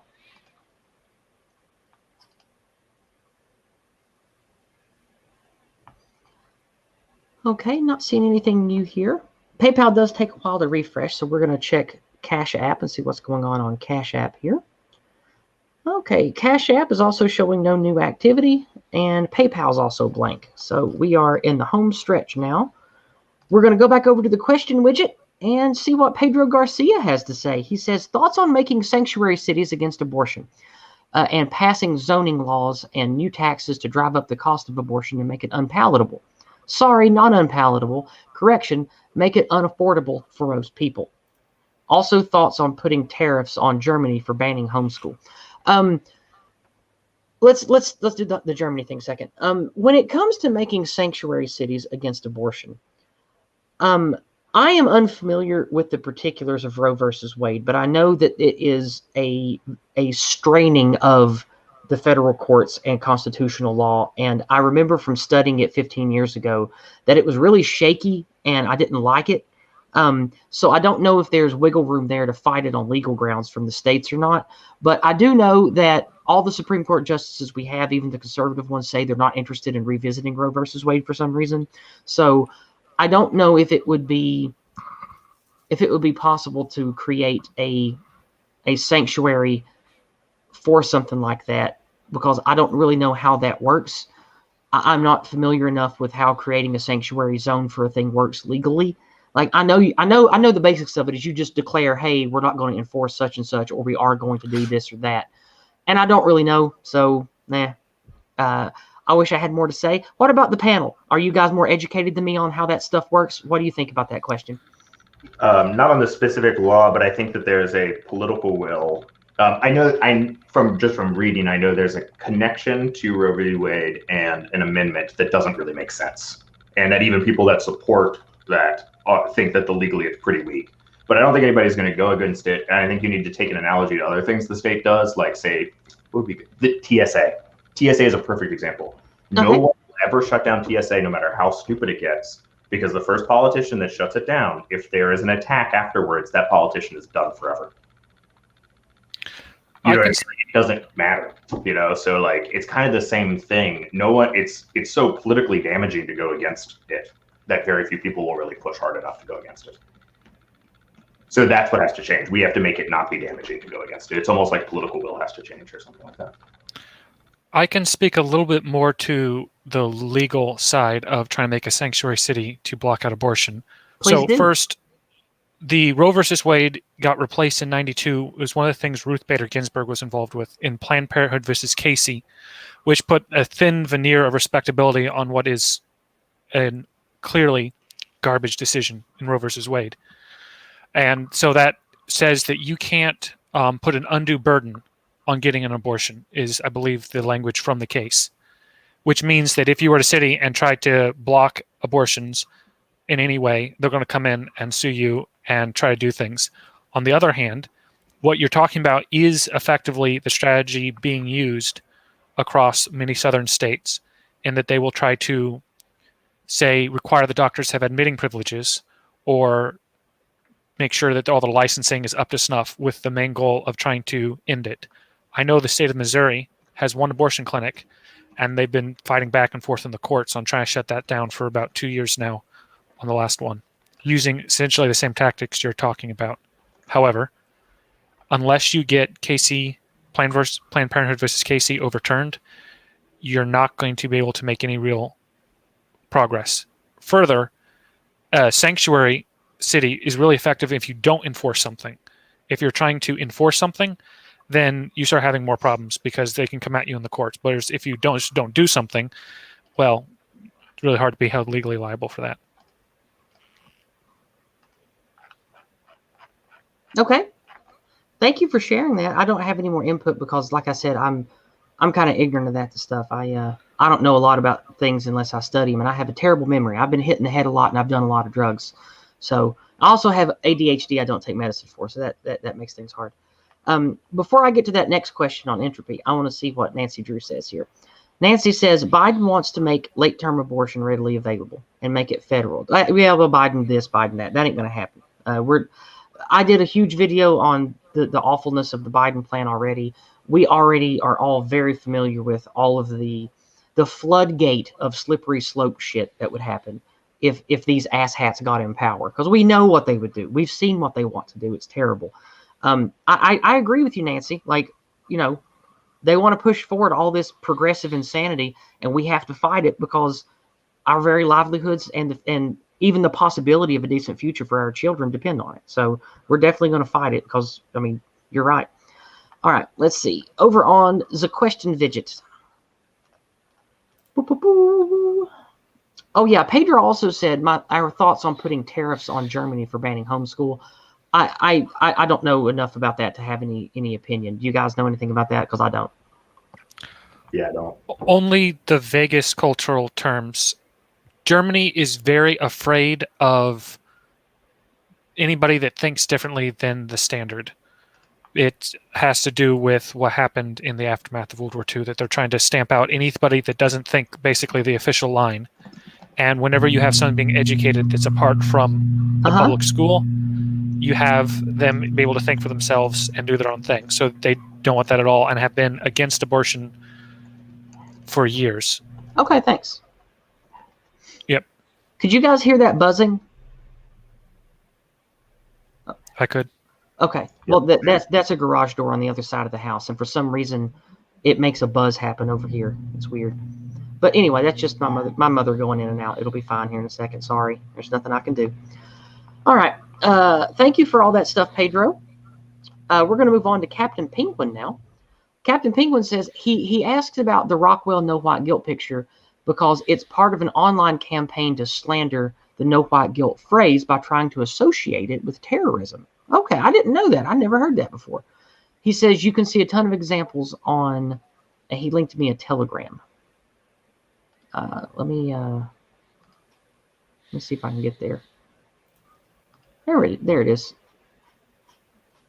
All right. I will go look at that later if you don't mind. I don't want to have to mess with that right now while I'm doing a stream, but thank you. He says, scroll up and we'll look at the November 11th to 13th post. I will take a look at that. Thank you very much, Captain Penguin. I appreciate that. Okay. Going to check D Live. Okay, still the same people over on D Live. We're going to check the lobby, see if we have anybody waiting to come in. And we don't. It's still just the three of us. I thought for sure we'd have more people jumping in by now. If any of you guys in the chat right now would like to come visit with us and speak on the stream, you are welcome to. I'm going to put the link to the waiting room in the chat. You're welcome to hop in if you want. We'll get you on here to talk about stuff. Okay. A quick slight correction. Ginsburg was not a part of Planned Parenthood versus Casey. I thought she had been, although she has commented about it in the past. That's where my confusion was. Okay. Okay, cool. I do know from what little I've read about Ruth Bader Ginsburg, she has been instrumental in a lot of progressive legislature that has been part of the slippery slope stuff, though. So I can see why you thought that. Okay, no worries, Heidi. I'm just glad that you're here. Thanks for showing up and being with us today, Sister Heidi. I really do appreciate that. Oh, we have good friend Bertie in this chat. Hello, Bertie. Bertie's a good man. Bertie's part of the UK nationalist crew that I met through Patriotic Alternative and those guys over there. And he's been in my Discord a long time. And he's part of a really good, positive-minded, good community called This Is Why We Fight over in the British Isles. And they focus on the kind of stuff I talk about, which is creating good communities, reaching out and spreading truth and togetherness through regular community activities, and just sort of building from the ground up the types of European Western societies that we need going forward on the ground level. And they're really brilliant about it. They've got a men's stream where men come together to talk about being good men and good fathers and good male role models. They have one for women too. They're really great. Let me share the link to their site. It's called Rose something. I always forget what it's called. Bertie in the chat, tell me the name of their home site. It's called Rose something. I'm sorry, I'm retarded and forget it all the time. Tell me what it's called and I'll pop it open. Actually, Bertie, I'm just going to make you. I'm going to give you a wrench. Bertie, you have a wrench. You can now share links. So you share a link to all of the This Is Why We Fight stuff. Even if you're American, you can learn from what they do and learn from their website good tools for building what I consider to be healthy ethnic identity without all the unpleasant denigrating of other ethnicities or the toxic white power stuff that I think is damaging to our people. They do things and talk about things in the correct way for what they're doing over in England, and they're just a wonderful group. Rose, it's called Rose City Antifa. I know it's not. Good one. I'm on to you, giant butthole. I'm on to you. For those of you who wonder why I say that, in a certain group I'm in, he has the alias Hugh Janus, and I playfully call him Giant Butthole instead. So anyway, Birdie's going to be sharing those links to what I talked about earlier. So moving on, let's check the Talk Heaven widget again. All right. Lola J is a troll in chat, says Slots. Lola J is a troll. I haven't even noticed because I just ignore things. Well, Lola J is welcome to post whatever they want. I don't really care. Birdie has a wrench, and if Birdie thinks they need to go or be silenced, that's up to Birdie. And unless they're saying things that are particularly egregious or Fed posty, then they're welcome to come say whatever they want. I like free speech. All right. Piers asks if I've seen the movie Unplanned 2019, a good true story about a woman who worked for Planned Parenthood but saw an abortion on an ultrasound and is now an anti-abortion activist. No, but I have read about it. And I read about the lady maybe in March or April of this year. I read a little blurb about that, but that's all I know about it. In general, I don't like to watch stuff like that. I try to stay focused on current events and just stay plugged into what the hell's going on, because there's only so many hours in a day and I have to do other stuff too. But I wish I had like 10 of me all feeding into the same brain so I could absorb all kinds of stuff. Do you guys feel like that too? At least 10. At least 10.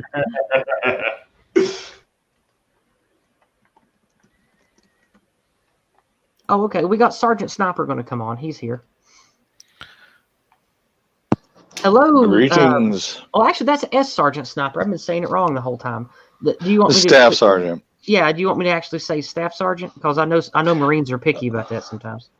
No, I was Army, but honestly, it's a gamer tag. It's not actually what I was. Okay. It's a gamer tag that was created by my ex-wife about 14 years ago.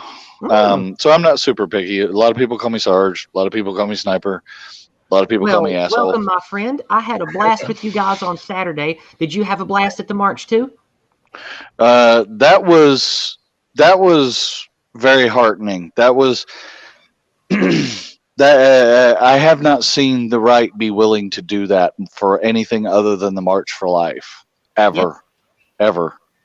And except for that giant March for Life thing, I have never seen people like us come together in such numbers before. That's a fact. And of course, Yizz got to miss all the extracurricular activities. Well, would you like to tell us about that, or does that have to stay a surprise until Don's stream later? I can tell you some of it, but Don will probably want to do an after action, and really we should after he gets home. We'll segue from this stream over to his later, because he'll be on in what, like an hour and a half, something like that. Oh, is he actually going to try and do a stream when he arrives? Oh hell, I don't know. Last I heard, he was taking the night off, but I don't know. Well, yeah, he won't even be home until tonight. So so I don't know that he'll do a stream until tomorrow. Oh, okay. Well, that means I get you as long as I want you. All right. But anyway, do you want to tell us some stuff that you'd like to share, whether heartening or funny or anything, about what you experienced Saturday? Well, it's the fact that both that our communities are little communities, right? Got together and stayed together and watched each other's ass throughout this thing. That was very heartening. The sheer massive amount of people who got involved is very heartening, especially if we can keep it up. We'd already gotten a shot in the arm when the state rallies actually happened, and even in deep red states there were significant rallies. Then this happened, and of course the press is trying to say that there was some of the press is trying to say that there wasn't even 1,000 people.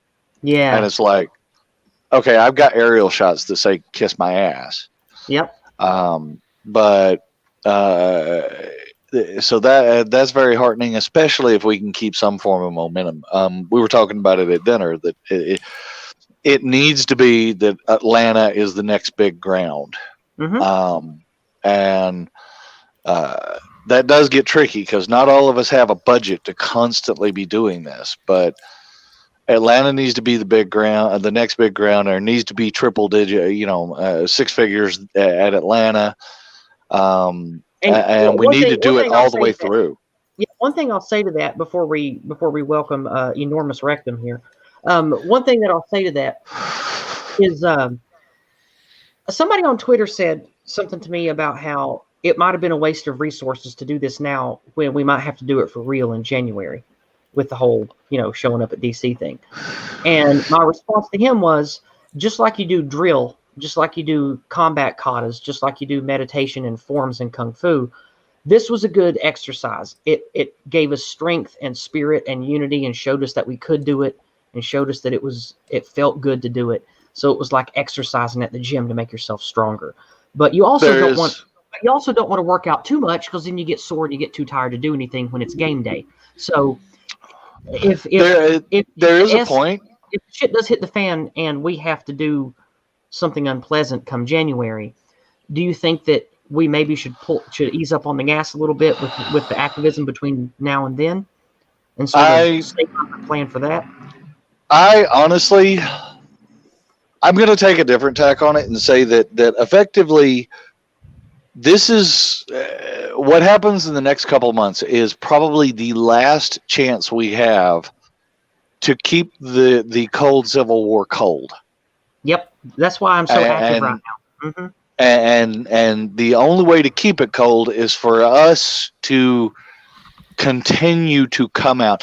And does that mean that everybody is expected to go to every one of the big events? No, but every big event you can't go to your state capital that weekend and have a showing there.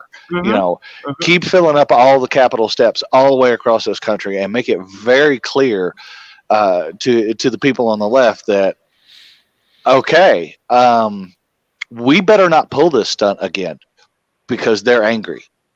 Yes. And they mean it. Yes. One of the things that I tell people that they can do if they don't have the money to leave their house, they can create a list. And I made a tutorial video about this. I don't know if you guys saw it or not. I'm going to go ahead and go to my channel and link that for you guys. I made a tutorial video talking about the stuff that you can do if you don't have much time or money. What we can do in this short window of time we have to try to keep the Civil War cold. You can make a quick list from your .gov website for your state, of your state representatives, your governor, and your sheriffs for your counties. And you can bombard them with calls and voicemails demanding that they take a public stance against the corrupt election, demanding that they take a stance against the fake news narrative and the gaslighting. You can demand those things because one of the ways that I've always talked about that we can make the most difference on the ground level is being very active with our local politicians, especially if you live in a smaller city or county. They pay attention when people get angry and get heated around them. They pay attention. Yes, and if I'm allowed to channel a little Don here, sure. He has said for a while, and he's not wrong, that the general problem with the right is they go elect Republicans or depending on the country as depending the name, because it seems to be a worldwide phenomenon, but they go and elect conservative people. And then they go, okay, well, we did that. We can go home now. And the bubble that these people live in shifts left just naturally. And so if you do not stay on these people's ass, if you do not constantly send letters, and when I say send letters, I mean send physical letters, send emails, call, do all of the things all of the time, keep doing right-wing things. Eventually, they don't feel like they have any support. And so one of we've the never things had I said in that video is to send letters. You don't have to handwrite them. I was going to do that, but that would have taken forever because I sent 15 or 16 letters a day. I sent all day last week. It cost me like 15. After tax, it was like $13.80 or something to send all those letters every day, counting the envelopes and everything. But it was worth it. It was worth spending money on that. And that's where some of the other channel money went, sadly. But Yeah. let me show you. I'll give you an example of the letter. Yeah, Okay. that's fine. Let's see if Hugh is ready to be brought on yet. No, he's not. Okay. Hugh, I'm going to go ahead and add you. You can take yourself in and out of the stream if you need to reset your stuff, but I'm going to go ahead and add you. But what we're going to do is I'm going to add. I got it set up. Okay, you have it. All right. You should be able to see this now. This is a WordPad file, and this is the example letter for what I said that you should send to your local politicians. This is Mayor Ken Cannon. She's the mayor of Knoxville, Tennessee. That's the big city near where I live. I say, Dear Mayor Ken Cannon, I voted for you because you ran on a platform of sincerity and integrity. What I've witnessed in the last week makes me furious. The widespread election manipulation, voter fraud, and corruption is staggering. What makes me angriest of all is how few elected officials have made a statement about it. I implore you to make a public statement about how evil it is to manipulate elections. I want you to take an immediate, strong public stance against the blatant, obvious scandal that has taken place in many cities and states in this election, and guarantee us that you'll do everything in your power to never let such an egregious act of villainy happen here in our city. If you stay silent on this issue, or worse, make a public statement declaring Biden-Harris victory before a thorough investigation and federal ruling, I'll make sure everyone in my family, my church, and my community knows you broke your promise to us and you are not the candidate of integrity we believed you to be. So this is the kind of heat that you need to start putting on politicians. And like Sargent said, don't let up or relent. Stay on them. Don't let them think that they are out of the woods. Well, I mean, there's a little bit of that, but it's even much more. Let them know that there are people that have their back. An awful lot of the time, like I said, when you get into these governmental structures and what have you, let's say you get elected tomorrow, right? Well, everybody that you're surrounded by is going to be left of you, and so without stacks of letters coming in to where you can walk out to a press camera and just drop a mail sack and go, all these people say that I'm doing the right thing. They tend to get pulled left over time. And that's why so many people, we send so many people from the right up to Congress, and then, 10 years later, we're complaining they're a rhino. It's because they've been pulled left because we don't follow up. And so follow up is an important thing. If for no other reason, to make sure they know maybe make it positive too, not just forceful. Yeah, okay.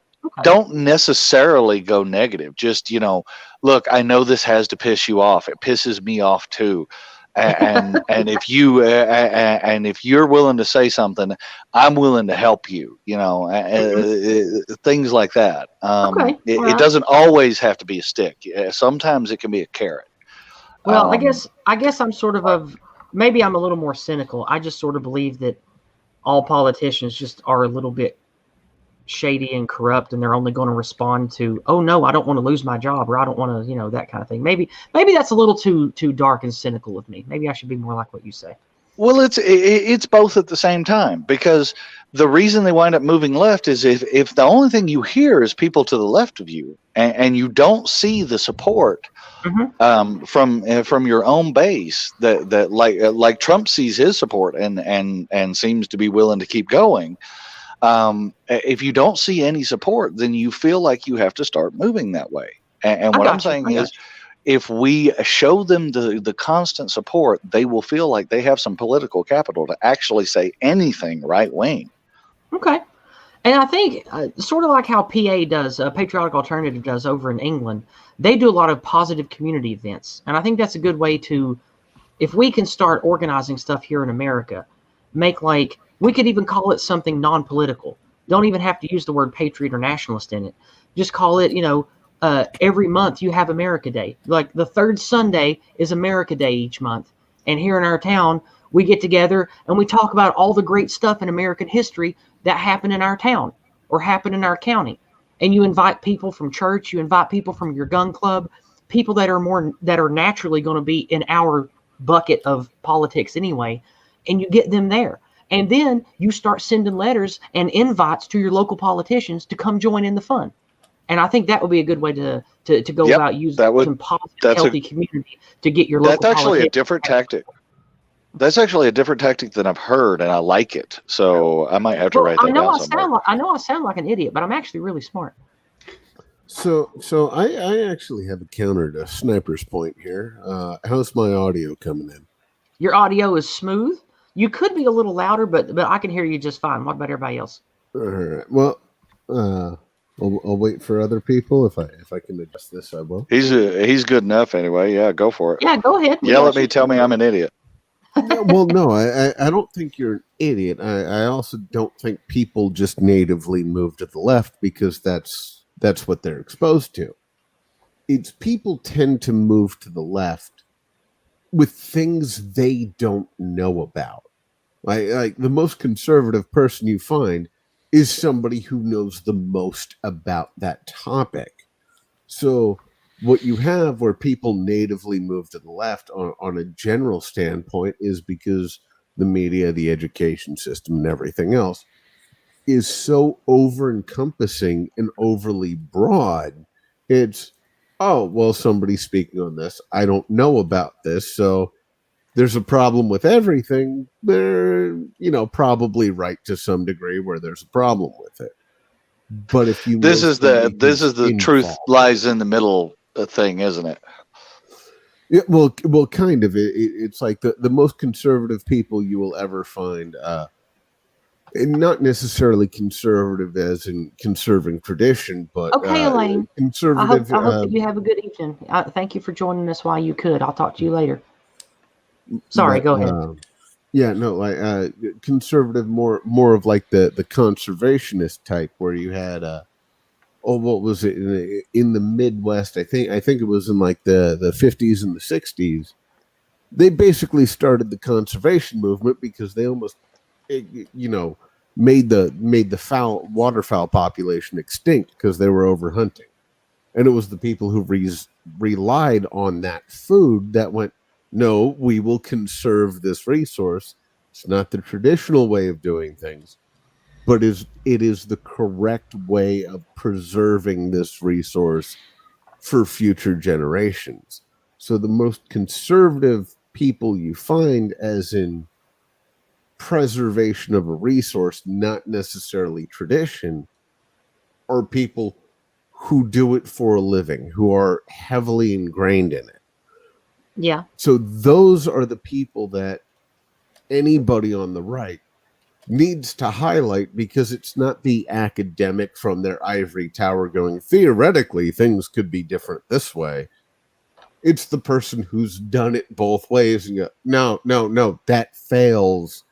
Here's why. This is why we want to keep doing it this way. Because this way doesn't fail. We've already ran the trial and error. We've already done multiple facets of everything. We will placate the leftist mob on, but if, because we already have proof, and the proof is we're still alive and we're not starving. My tactic even still works with that, I would say. Go ahead, sir. Oh, I was just going to mention that if you wanted to look at something current and a little larger, that's the same thing. You can look at just brush clearing causing the fires in Australia and in California. Australia in particular, because it's ancient techniques to ensure that you burn a bunch of stuff so you don't have huge fires. Well, with California, as far as brush clearing goes, they used to run cattle through the forests in California. Yep. And how they cleared everything out is, one, the cows would chew up like a third of it because they could gain some nutrients out of crushing small branches. Other than that, you had the ranchers who were running the cattle just flicking matches and cigarettes out into the forest to burn out the dead underbrush before it built up to being an issue. Yep. And then they go, no, this is man-made involvement. We need to preserve it. We need to be conservatives about it. Preserve it in its natural state without human interaction. And then you have, backdraft wins that are half of what Dresden was because nobody cleared anything out in 20 years. And I may be wrong about that, but I believe the backdraft for Dresden was something about 30 miles an hour. So I'm estimating about 10 to 15. But yeah, it's the people we need, at least on the right or not on the socialist end of things.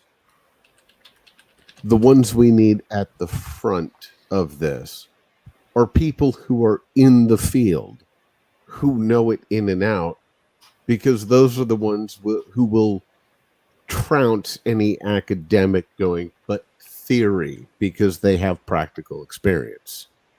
And anybody who's ever worked in a trade knows the difference between theory and practical experience. Okay, this talk is droning on, and it's making my rifle soft. We're going to have to talk about something else. We're going to move this back to the MAGA event and to right wing protesting and unity, because True Grave in chat says, "Hey Sergeant Sniper, how do you feel about a West Coast rally in Salt Lake City, Phoenix, or Vegas? I'm limited on my resources, so I can't drive halfway across the country." Do you think those are good? This is going to be a thing where, it's now the next big thing does need to be in Atlanta. That just is, because that's where the hand recount ground zero is right now. But honestly, we need to keep doing the state capital things as well. So if you can't go to whatever the big one is, and one in Arizona at some point should be done. One in Vegas at some point should be done. Just Atlanta needs to be the next one for now. But if you can't make it to the big ones, go to your state. And if there's a big one somewhere, anywhere, if there's a big one in Nashville for some damn reason, okay, but you can still manage to plop 100 people in front of your state capital, do that thing. Yeah, I agree. And I think that it's also important to remember that a smaller number of people at a state capital still actually means a lot. But even 50 to 150 is a big deal. Yeah, especially definitely. Because when they look on TV and they see 200,000 plus people at place XYZ, and then they look at their Capitol building and there's all those people there, and there's still 100 people here, that means more. Yes. And another thing is, how we say it only takes a small percentage, like 2% to 10%, to flip an entire country and destabilize a country? We don't even need that. We just need regular people, the 70 or 80 million people, the 8 gorillion people that voted for Trump. We need all of them to see what they feel and what they want reflected, even if it's only a little bit, through the lying ass media and local media, which is not as bad. So if they want to believe in the nationalist populist union and movement, and you are going out and protesting, even 10 people with signs can make all the difference in the world to thousands of people in your area if local news covers it. So even if you can only get 5 or 6 guys or a couple of families together, go and do something. Because like I've been saying for years, doing something is better than nothing. Just do it. And yes, and the way Don says it is do anything at all. Yeah. Well, to piggyback on that point is, if there is a national rally somewhere, I mean, it was recently in DC, the next one most likely and probably should be in Atlanta. That doesn't mean we can't do state capital across the country. Now, if you're in a state like California, maybe that's not reasonable because it's, a 10-hour drive across the state. Some people can't do that. But you can have a rally in Sacramento and a rally in Beverly Hills at the same time, because California is that big. I don't really foresee a need to do it more locally in Texas at this point. But I mean, if you have Austin and Houston and you can't make it to one, go to the other. There's The- truth to this. There's very much truth to the thing this. with that, I would think, is it's not necessarily the state capitals that are the most important point. It's where all the media attention and where all the coverage is at are in the major cities. They're centered around the leftist strongholds and the political bastions. That's where these rallies should take place. The closest one you are to, if you got a group of 100 people, if you can get 100 people there, just all leave at the same time, you'll be fine. You won't get picked off like what happened in D.C. But everywhere, do it everywhere, because anytime you do that, it shows everybody else in the area they are not alone. Yes, There exactly. are people Yes. there, or at least within driving distance, who have the same views. Speaking of And not alone, let me- we are joined by someone who you might know by the name of Charlemagne. Charlemagne the Great. How are you, my friend? Hey guys, nice to see some of you again. Hey. Just thought I'd pop in for a bit. Thank you. Welcome. To expand on what he was saying, to combat the big state problem, another tactic you could pull is maybe let's use the example of Texas, okay, because Texas is so massive. Don went to the Austin state capitol rally, but where he lives, honestly, the closest rally to him would have been in Oklahoma City.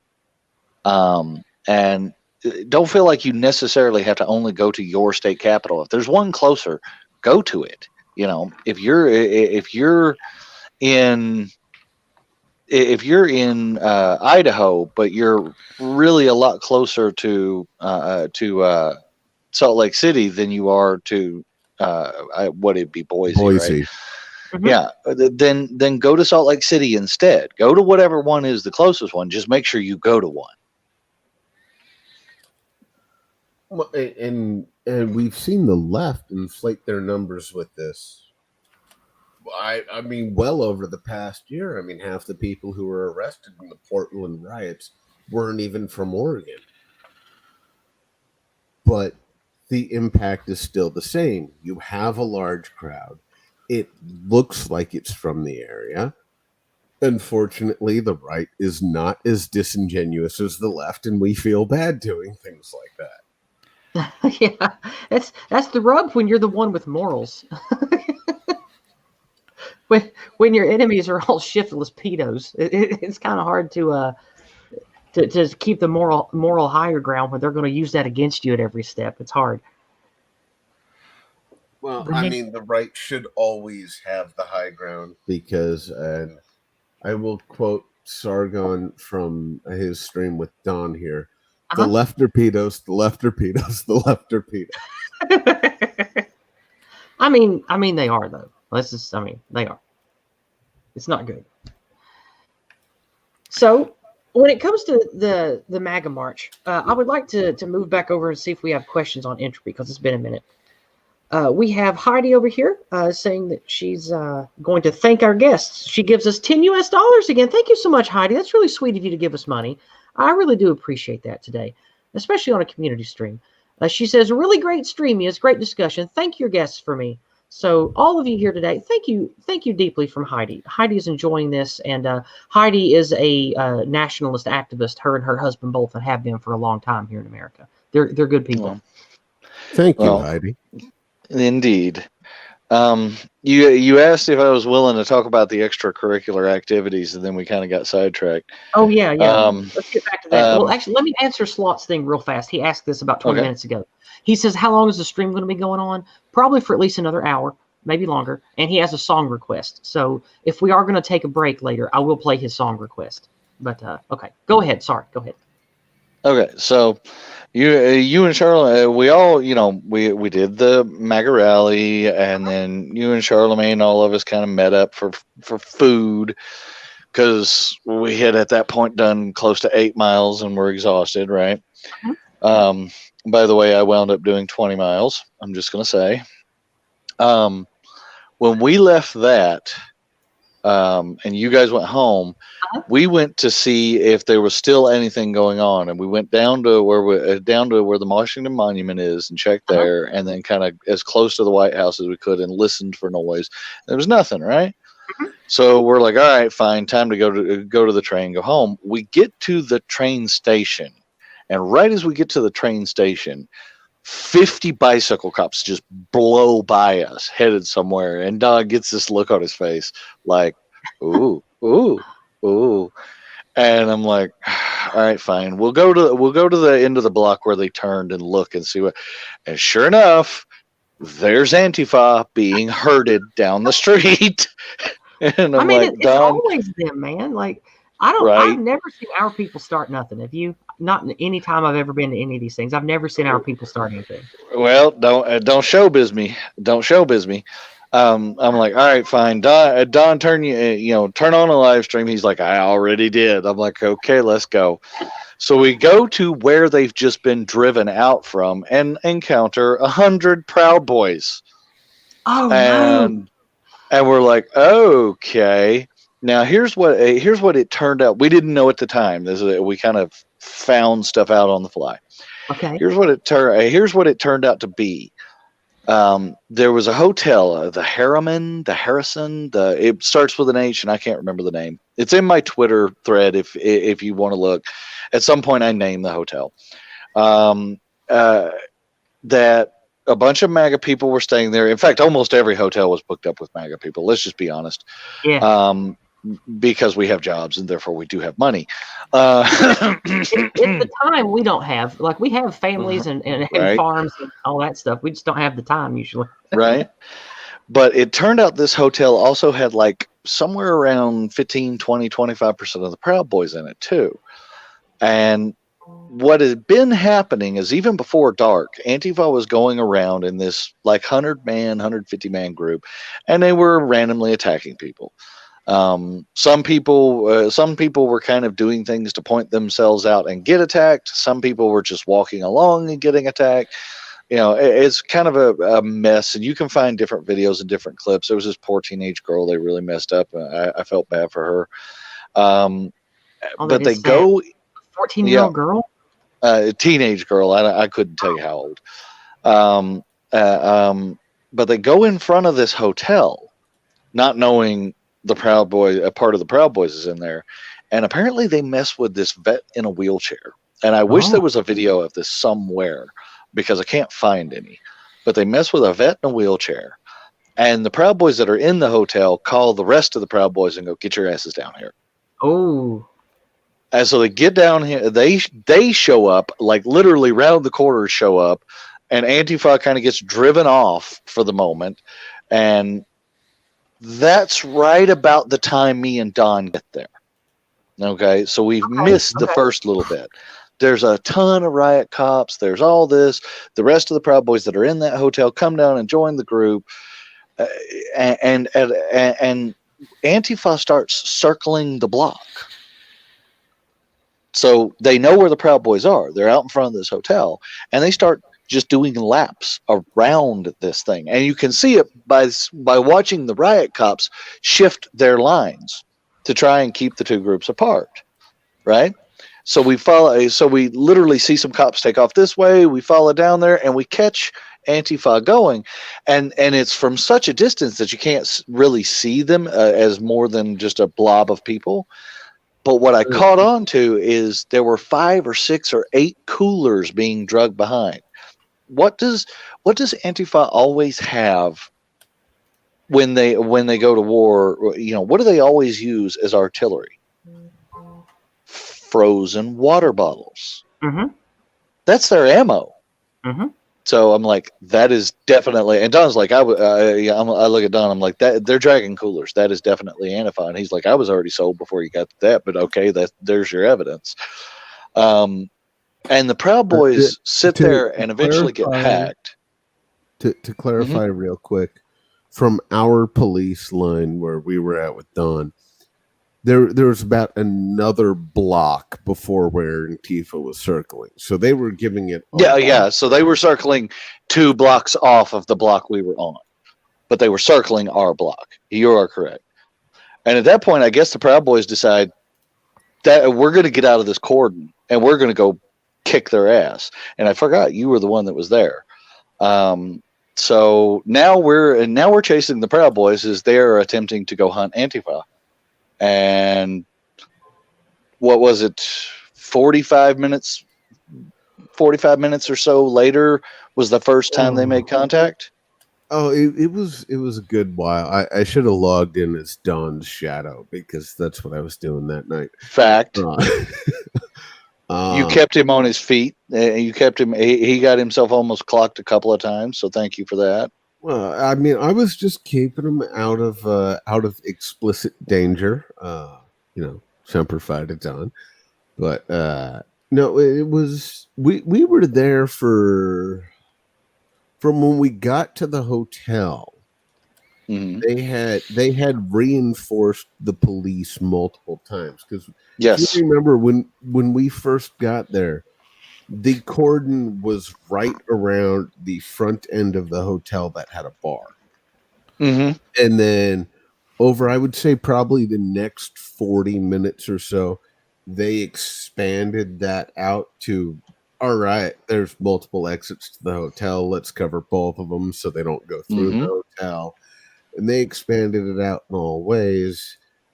And but did you notice?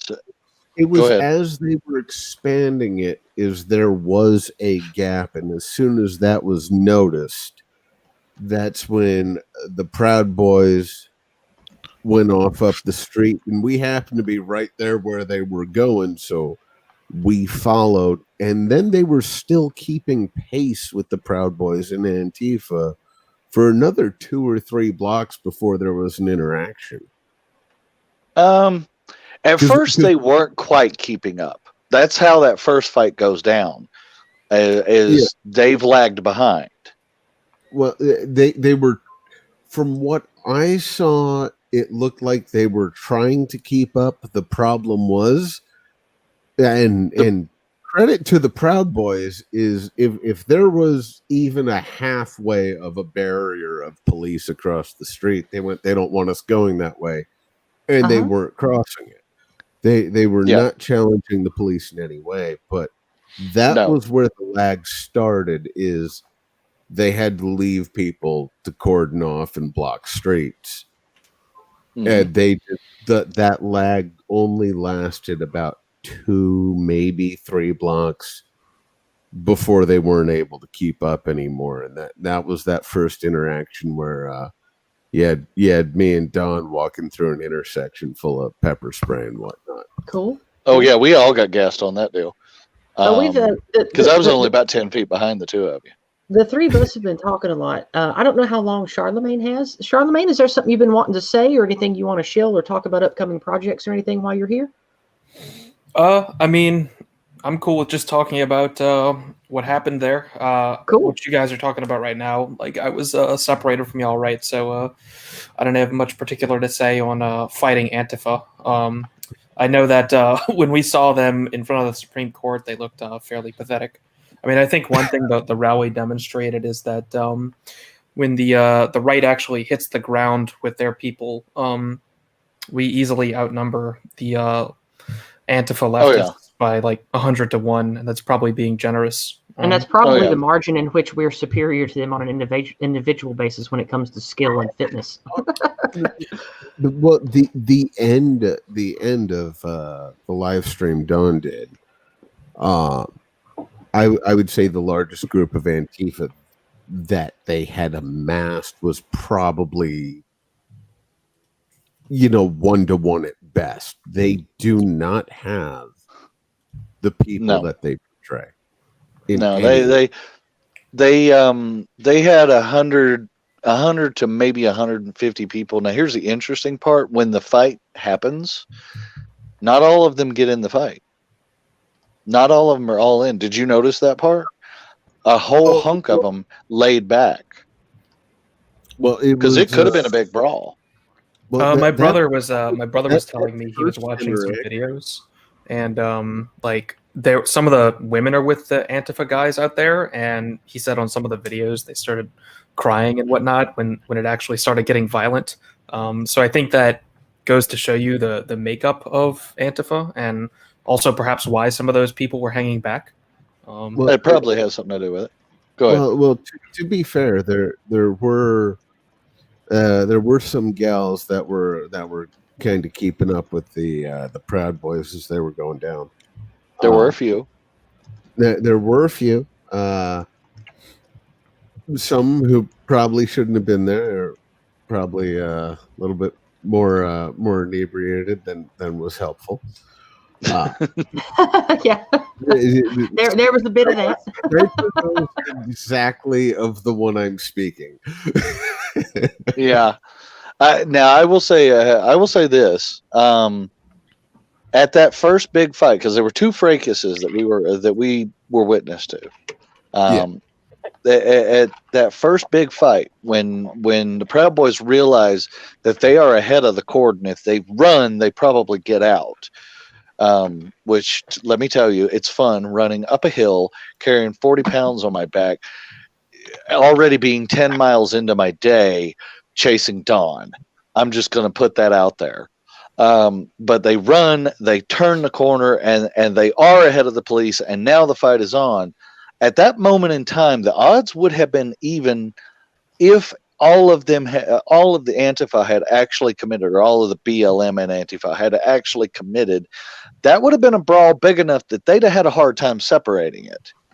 But there was only like 20 or 30, maybe, that actually committed to fighting the Proud Boys.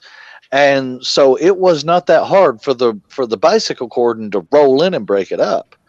You know, they just had to throw out a little extra pepper spray. There was already some pepper spray flying, but they had to throw out a little extra pepper spray and throw their bikes in between them, and they managed to separate that first fight. Although there was one person get the absolute crap stomped out of them. But then of course here's Don. Right there, where the bike cops are coming, and it's like we literally have to pull him backwards away from it because he's in the fight. There when they got there, I managed to get him. I managed to get clearance. But I mean, literally, he is in the fight. He had two different ice bottles go flying by his head, and I think he only actually saw one. He only saw the one that he got on camera. I saw the other two because I was. Oh, there were three. I only saw two. Oh, yeah. So there you go. There was three. So you know, he's in the middle. And one that almost got me. Yeah. So he's literally in the middle of this thing with tunnel screen vision. So he has no idea he's in the middle of this thing. We have to drag him out. They get broke off there, and the Proud Boys have decided they're not done with this, so they go back to trying to get out in front of the cordon again. And they're within like 2 blocks. They're successful one more time, but this time there's a lot less Antifa there. So the police almost immediately catch up because they realize what's getting ready to happen. And there's like 1 or 2 punches thrown, and then some rocks thrown, and then that scrap is done. And after that, they just kind of went on a victory march around town, and we followed them. Well, so with the first interaction, what happened is Don was trying to get around the side of it to get a better camera angle, which. You know, given the right time and place, I probably should have punched him for. Because thanks to Don, at one point, the group of Antifa that was behind the line, it's almost like they were trying to use police tactics of separate somebody and then drag them in. Yeah, we were that separated group. Yeah. It was Antifa, or it was Proud Boys, Antifa, me, Don, Antifa, and it was all right. Don, no, we're going this way now. And about that time is when the bicycle cops showed up and Yeah, kind of it was we were coming back across the street, and I had to pull them back a bit further so the bike cops could get through. Yep. But, yeah, I actually got hit by a bike cop in one of the right before they got past the cordon the second time. I actually got hit by a bike cop because I'm running. Oh my God. And I can't, with a pack on my back, and I can't turn. And so I literally collide with this cop. Do what? Anybody who wants Don to go to more of these, you need to have at least 2 people with Don, one to keep up with and direct Don, and the other one to fill Sniper's role of having the trauma kit if bad things happen, because Fact. there Yeah. were a lot of bad things that were very close to happening, but Yes. happened to not. Yeah, I really wanted to point out, if you don't mind me jumping in for just a second, that the Antifa in different places is really different.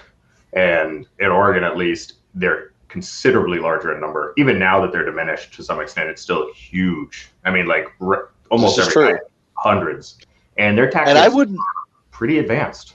Yes, they are developing tactics, and you can see it on the videos. Yeah. They are developing them. They're not quite good at them yet, which is probably what saved the government. Actions. They'll flank around buildings. They'll drag police away. They'll do what they probably did to you or tried to separate people. And they've really been doing that. That was done getting tunnel vision. That wasn't Antifa. So. Totally. Yeah. These are like classic skirmisher tactics that you'd expect from any skirmish-based military unit, right? So I think it's actually pretty important for the Proud Boys to encounter these guys, even though there's an optics risk there, but it's important to actually engage these people because otherwise you won't keep up with their tactics development. Because there's 2 like there's probably some paramilitary truth to units that fighting each other, right? Yes.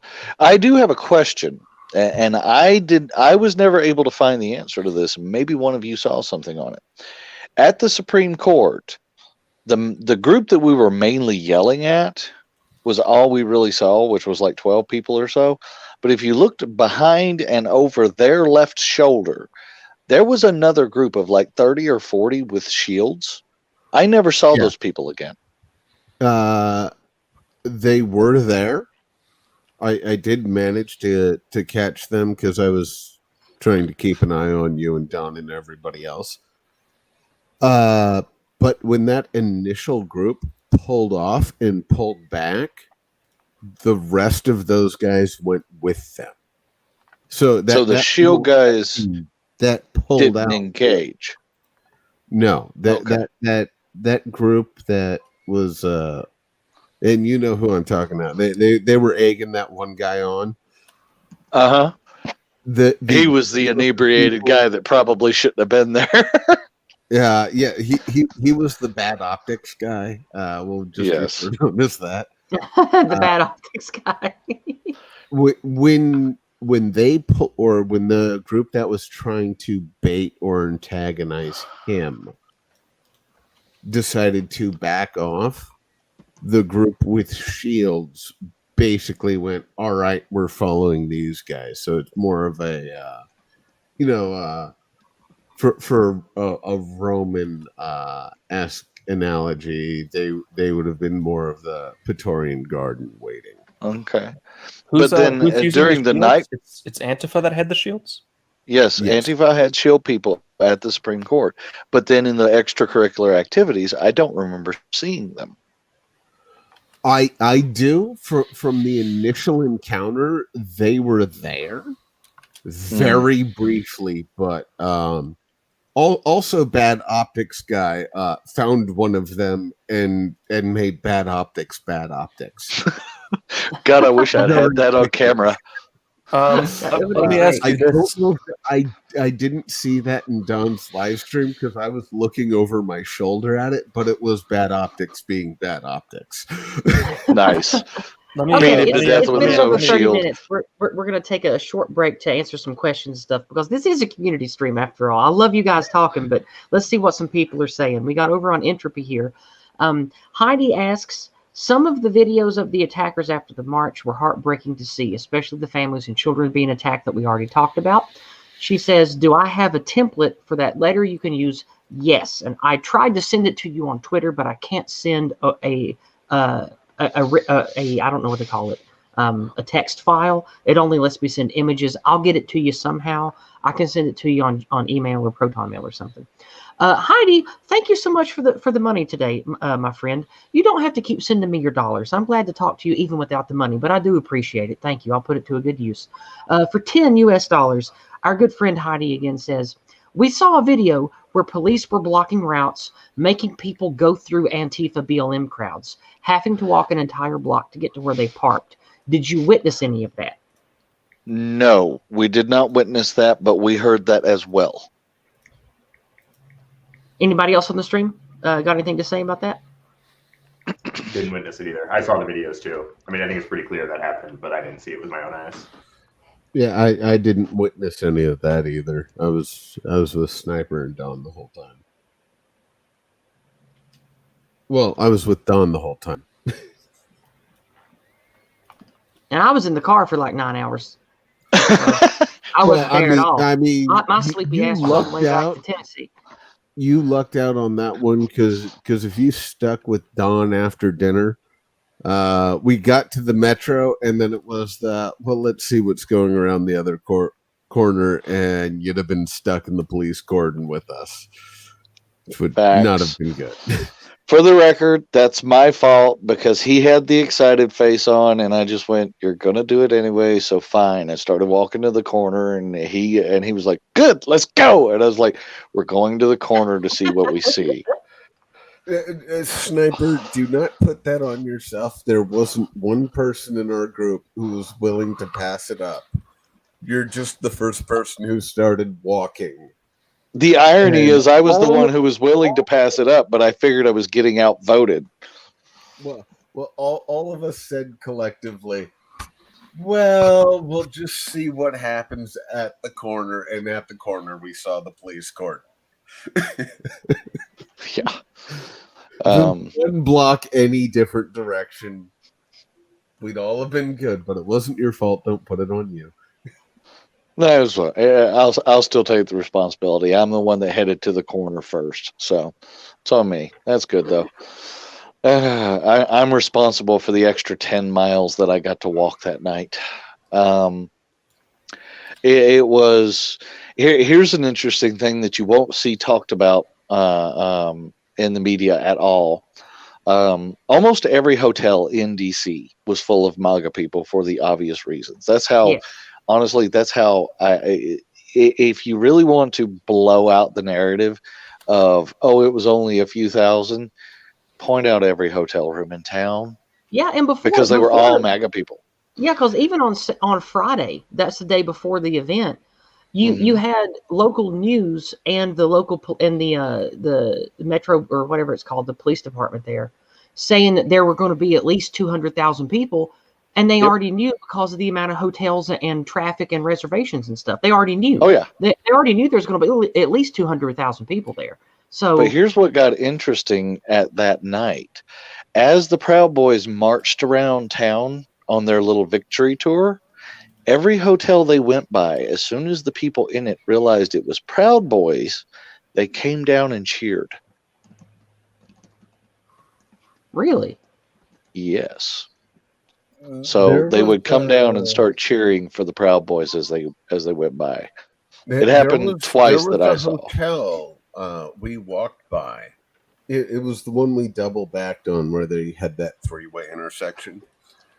Yeah. As we were walking by the restaurant on the bottom floor, there were people who looked, took a double take, and the entire inside of the restaurant was clapping. Yep. Oh, that's awesome, man! I wish I could have been there for that. I hate that I missed it, but I just don't have the stamina for 48-hour days like I used to. Man. Yeah, no, that was about an extra 5 miles into what we already did. Yes, I used to be able to just go nonstop, but like I was up for 30 hours and drove 1,000 miles, and I was already about ready to die. I don't have it in me to do stuff like I used to when I was younger. Yeah. The other thing, that restaurant you're talking about, I didn't find this out until I got home. Remember the firework booms that we heard going off? And I was like, okay, that's got to be at Lafayette Park. Yeah. It was actually at that restaurant. They threw Oh, fireworks into that restaurant. Well, Yeah, I saw there you videos of go. that. Uh-huh. So, and so they kind of, that hotel and that restaurant, everybody came out and started cheering big time.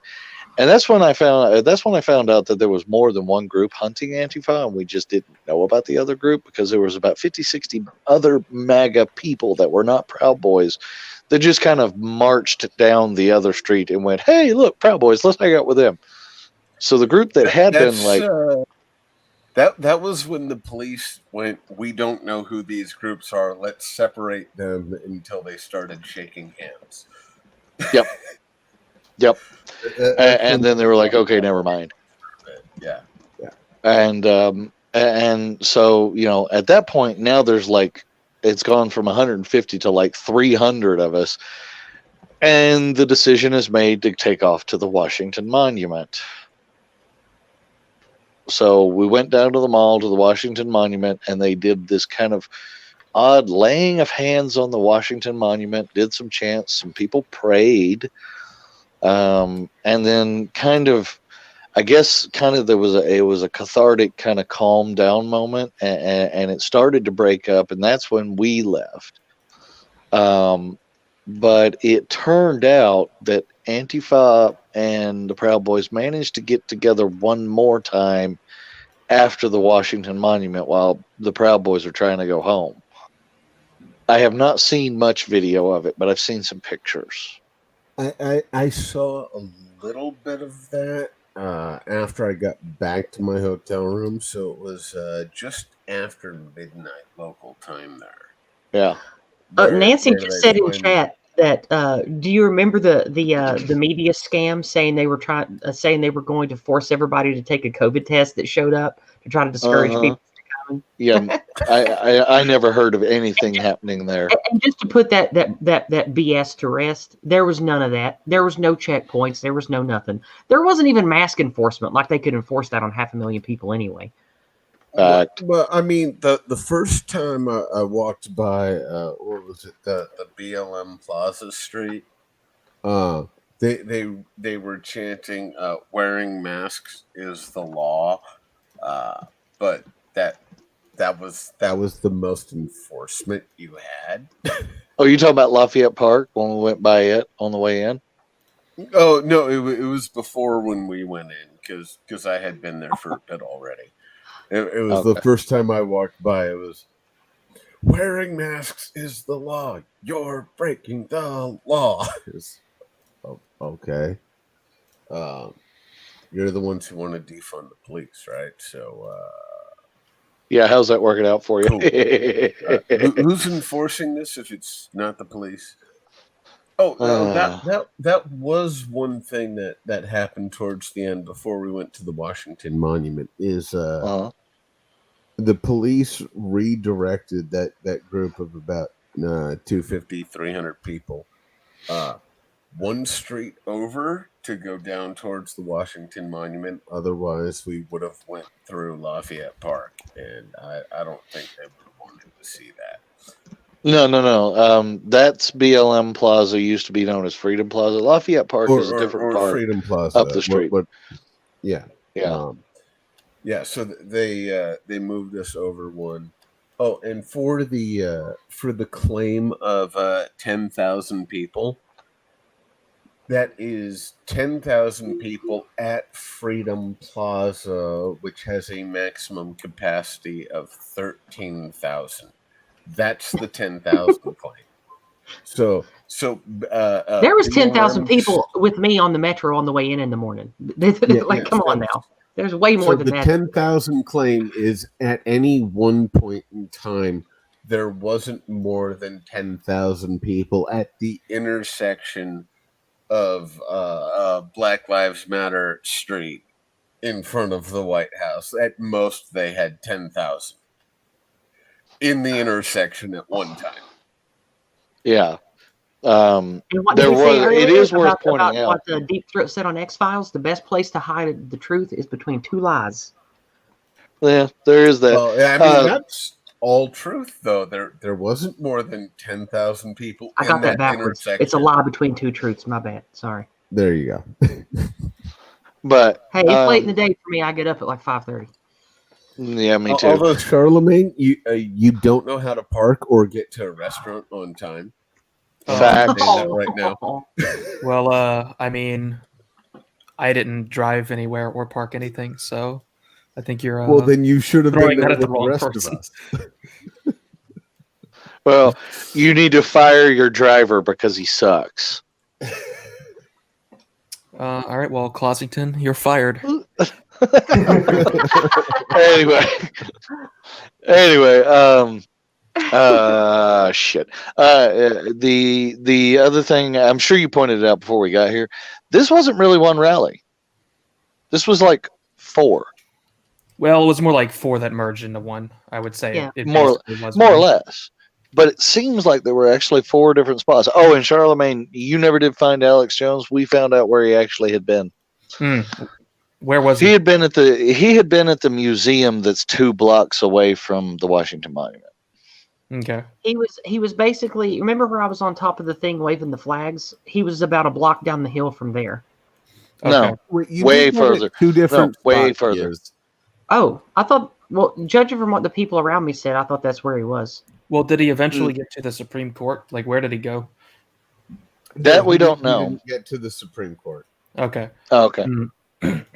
But no, we found out later because there's so many damn museums in DC. He was actually hit the one right next to the damn Washington Monument. Like you can you can take pictures of the top half of the Washington Monument from where he was.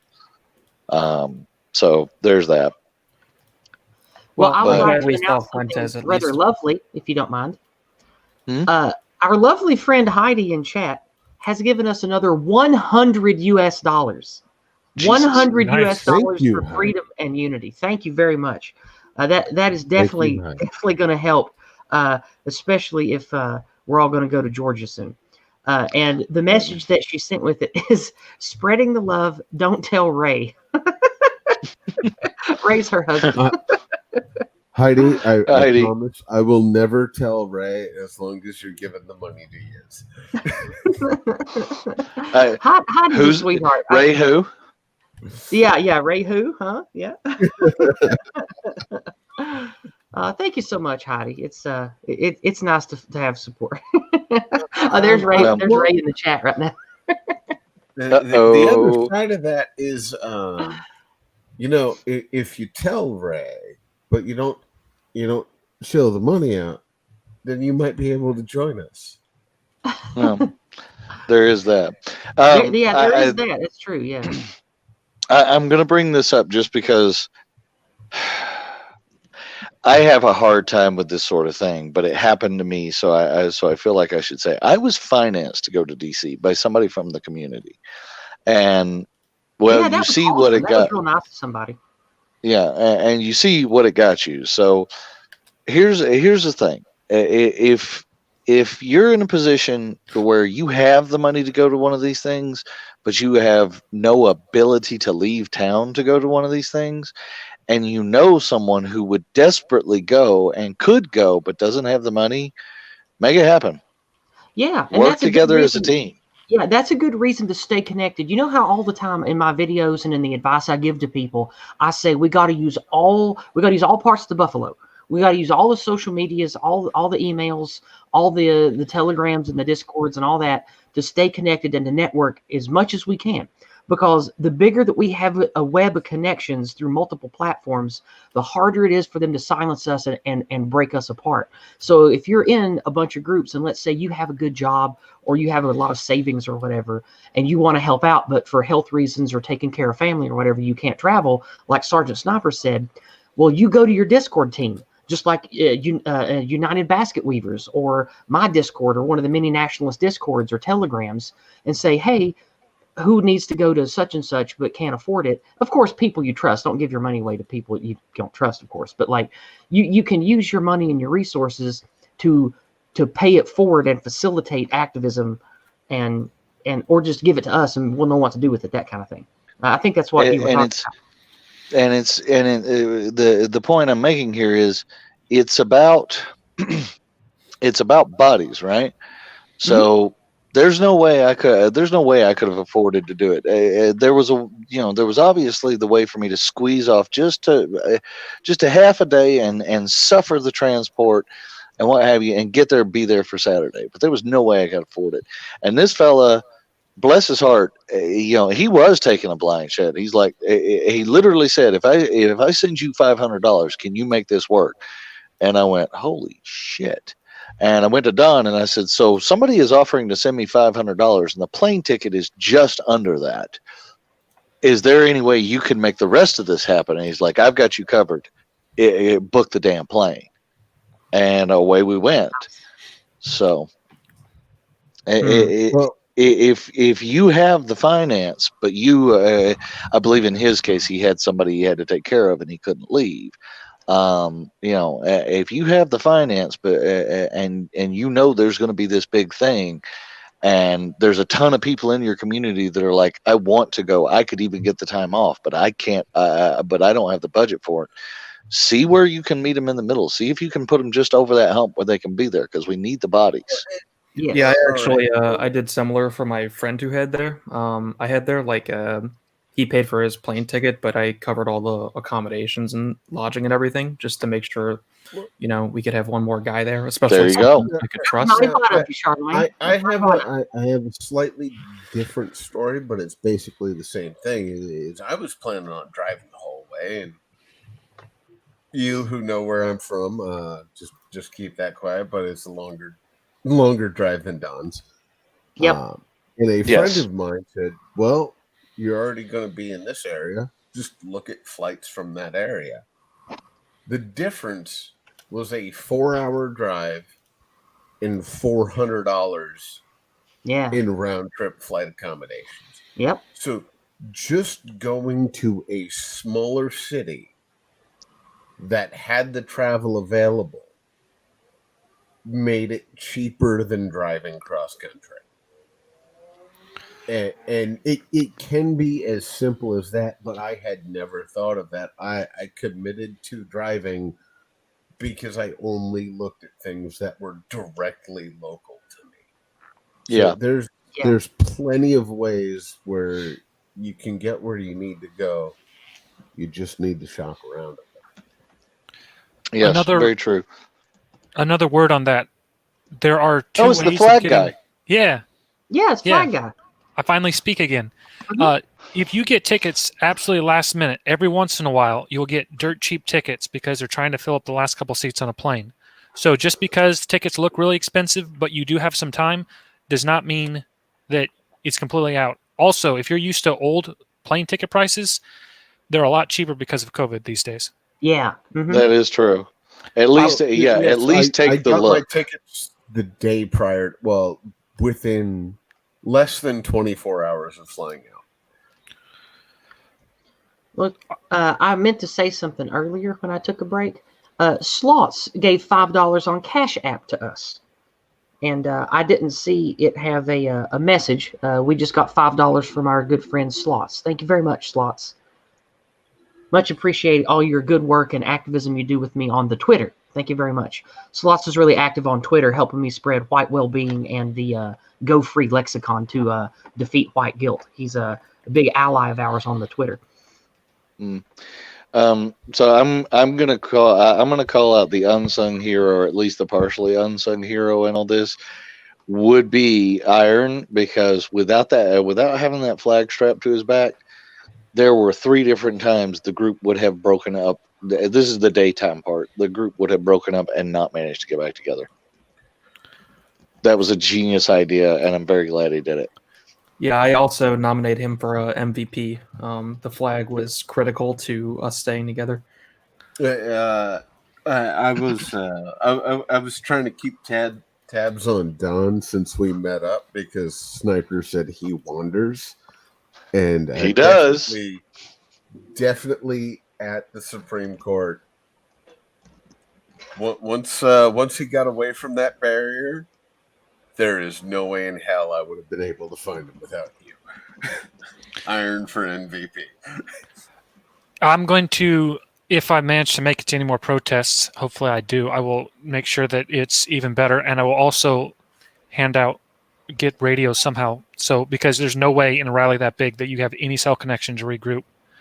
Yeah, I Yeah, actually have a it's radio. hard. Maybe we should point out the audience might not actually know what we're talking about. But That's a good idea. Iron had a flag strapped to his back, basically with a harness, and it was a Gadsden flag, so it was pretty recognizable. There weren't a whole lot of those, so there was this nice bright yellow flag leading the group. So when anyone got lost, you could just look around for the flag that was 5 feet or so above the crowd and get back with everyone. Well, Yeah. Iron, there were a decent amount of Gadsden flags there. Would you be willing to add an extra 2 feet onto that pole? I'm going to be looking into how to get the pole a little bit taller, how to get a possibly more recognizable flag so there's only a very unique flag, and make sure the harness works a little better. Well, I had an idea. I had an idea following you. Can I talk for a second? I had a good idea following you. They make a lot of different kinds. I know this from Color Guard, and I was thinking about it when I had the flags. In Color Guard, they had different kinds of rubber caps and shapes you could stick on the end of your flag poles.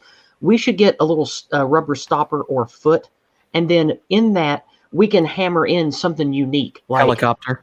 Like a helicopter or a Space Marine helmet or something that probably nobody else would have. So even if there's 100 other Gadsden flags, we can look for yours that'll have the little unique doodad or bauble or whatever on top of it. So what I was There's thinking, and I can send it to you directly, but if you could add another 2 feet on there, we'll just add another little 2x3 flag on top of it. That's just flat background with a pleb hat on it, and I can go get that. It's a local vet owned company. Get one custom made, and I'll send it to you. As far as a recognizable flag, I was thinking an upside down flag, since that's what Don uses, and no one else is going to have that. If we have that as a pole topper, as a pole topper, unique. yeah, but I did see 2 or 3 upside down flags there though, like upside down flags. That is true. Well, also the thing with the upside down flag, if it's not windy, you're not really going to be able to tell like which way the flag is facing very easily. Yeah, also, that is a problem. If you don't have somebody in your group who knows the traditional flag lore, they may think it's 1990s anti-American shit.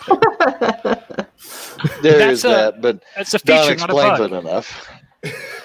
That way they talk to us. Bug, not a feature. It's not a voting machine. If they don't know what it's about and they come up and they ask you, "Hey, what are you doing this un-American thing for?" It's like, glad you asked. Let me explain, and go from there. Just to remind everybody, true. Remind everybody that's with us. For Noel's Wednesday music stream is starting. It'll be starting in a few minutes over on his DLive and his YouTube. If you are sick of us and want to just relax and have some chill music with White Positive Company, go check out his channel. He assembles awesome, like hour and a half to 2 hour segments of really interesting music. And I think Wednesday night is his chill electronica and chill stream that I like best out of his 3 streams. And Friday night's rock and roll and metal. So definitely check out his work. He puts together good stuff. Cool. Yizz, at this point, I am going to hop out and go hang out with my wife and kids.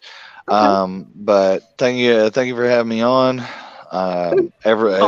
Honestly, everybody that came, thank you for being there. And everybody that stayed home and did go to state capitals, because I got reports of several state capitals still having things. Props to you too, and just let's just keep the momentum. The right never has follow through. We need follow through on this one.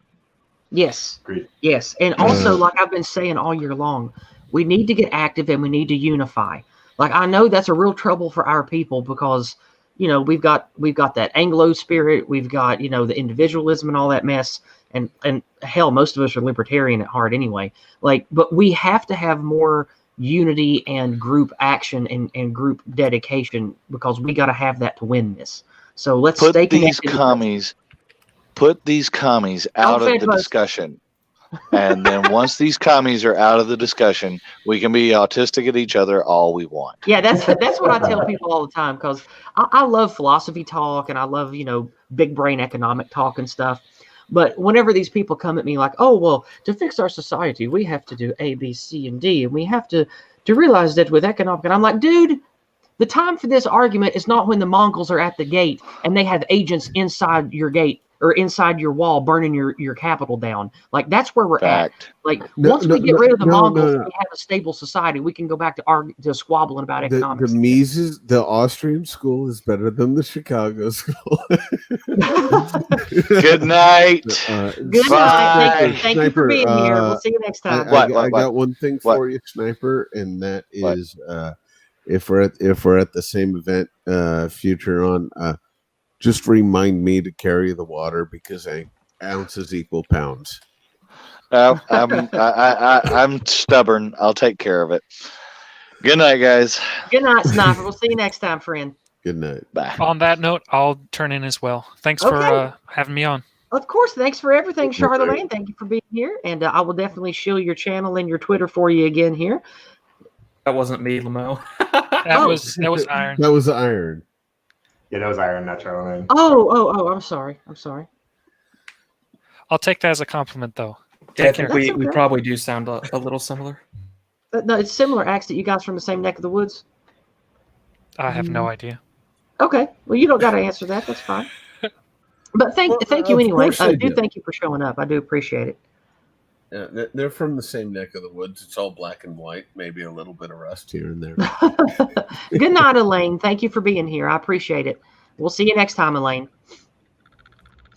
So, now that it's just the four of us, because did we lose? Yeah, just the four of us. Is there anyone that you guys want to bring on? And do any of you from chat want to get on and talk to us on voice here? Because you're welcome to come on if you'd like. And I see Mama of Mama and the Pepes. If you guys like them, Mama and the Pepes make great music, and they're part of the White Art Collective. She is over on DLive right now. I did get your email on Proton Mail, but I haven't read it or responded yet, Mama, and I will later. She wants to thank us for the great stream and sharing our firsthand experience of all the events that happened Saturday. So you are very welcome. And her and Handsome Horse, they're together. They're the Mamas and the Pepes. So they're over on DLive. Also on DLive, y'all don't let me forget to pop that chest open before the stream's over. Okay, y'all don't let me forget that. All right. Okay, good night, Silence is Led, and thank you for being here. And everybody else that's heading out, thank you y'all for being here. Enjoy Four Null's stream if you're heading over there. So, I don't see any takers for coming on stream with us, and I don't see anybody new in the waiting room. So I DM'd Benedict since he was cool. Since he was there. And I DM'd Simiagog too. We'll see if we can get Simiagog on. Yeah. But I know he's a different time zone, so he might not be able to get on. Anybody else you can think of to message? No, not at the moment. I think you DM'd everyone yourself. Otherwise, so. Yeah, I think so. Or ping. Has everyone subscribed to Settler's Lament?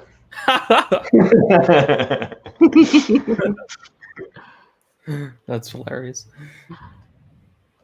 All right, let me check unfortunately, PayPal. he couldn't be there because Canadians weren't welcome. Yeah, I don't know. All right, we don't have anything new over on PayPal, and let's see if we got anything new over on. Okay, nothing new on Cash App either. So we are in the clear, and we don't have anything in the question widget over on Entropy. So we're free to talk about whatever we like and communicate with chat.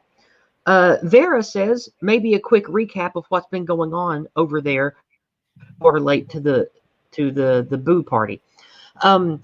Basically, what's been going on over here on, and I assume by over here you mean the East Coast, since you're in California. Over here on the East Coast, we have been doing nationalist right-wing get-togethers, patriotic meetings with MAGA people in the capitals for what's called a Stop the Steal movement. which is to show solidarity with the Drain the Swamp administration, that we are not going to stand for the gaslighting and the lies and the obvious theft of this damn election. And we are going to all of our state capitals or other major cities if we can't get to capitals. And we're just walking around and marching with Stop the Steal signs and showing solidarity for the president, showing solidarity for law and order and the American spirit and all that good patriotic stuff. So hopefully that answers your question, Vera, if that's what you were asking about. And if that's not what you were asking about, you can type it in over on Entropy, or you can type it in chat and we'll address it. To touch on that, and kind of want to reiterate again, is state capitals may not be the most important. Major cities or anything close to you, if you have a group, that is the most important. Because the biggest thing I know about personally, not doxing where I'm at, so none of you should ask, there are a lot of people, conservative types, libertarian types, even ANCAP types in major cities that are Democrat strongholds, who just feel completely isolated because nobody's willing to speak out, because nobody wants to get canceled. So anytime there's anything like that, you can get enough people to at least have a crowd. Do it where you're at, because you need to show the people where you are they are not alone. The left has done an amazing job at making everyone on the right feel isolated. And it's really easy because, let's face it, 70% of us have the I just want to grill mentality. So we're not looking for a group. A group needs to literally walk up, smack us in the face, and say, hey, there's a group. So let's do it. Let's get to it, people. Yep. You asked about chilling things earlier. There's one thing I should chill. Me and AA at least are going to be doing a Weimar Republic stream this Friday. The cigar stream. Awesome.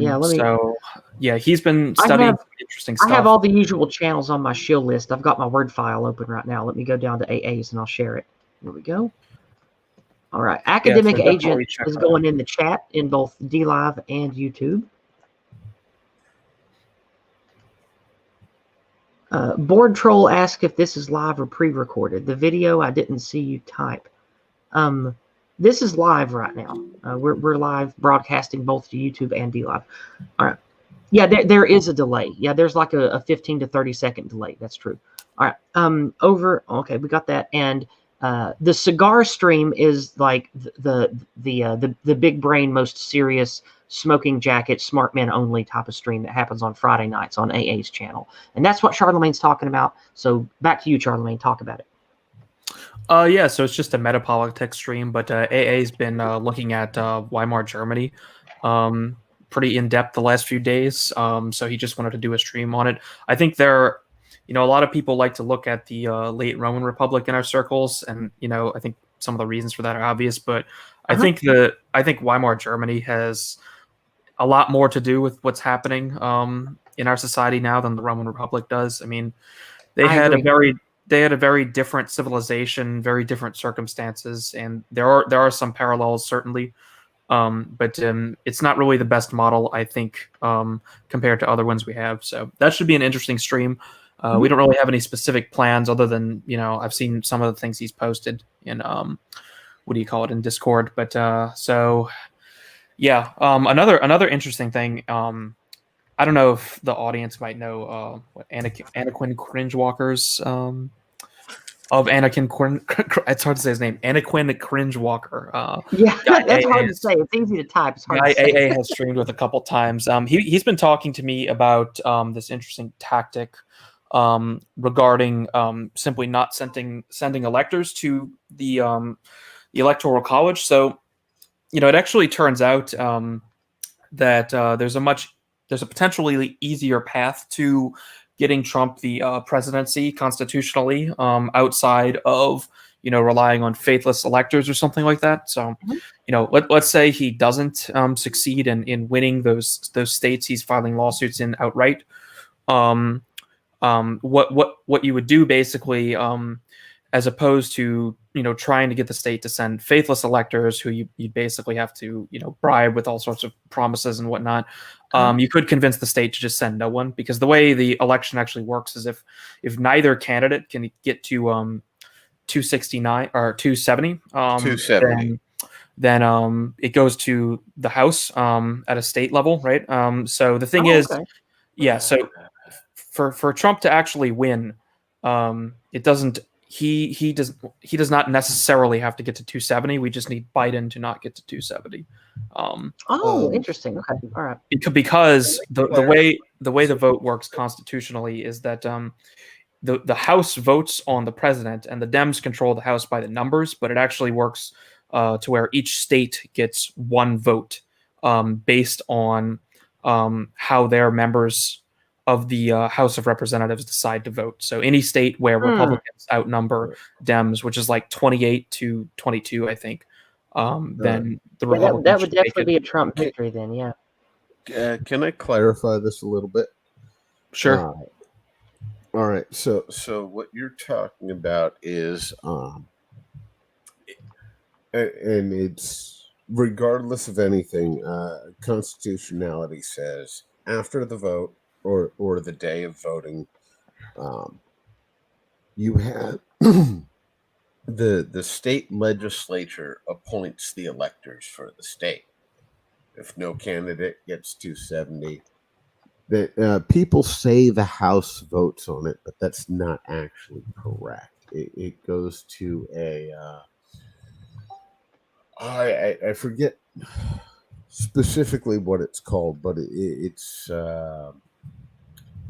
basically a committee of the states, and your elected representatives in Congress have no say on this. It is each state legislature appoints a representative. I think it's like a referendum of the states. It's kind of coming back to me. But each state legislature appoints a single representative, and those representatives cast the ballot for the state. So it doesn't matter, like, if California had 30 of its 55 electoral votes or House seats as Democrats, wouldn't matter if California had a Republican state legislature.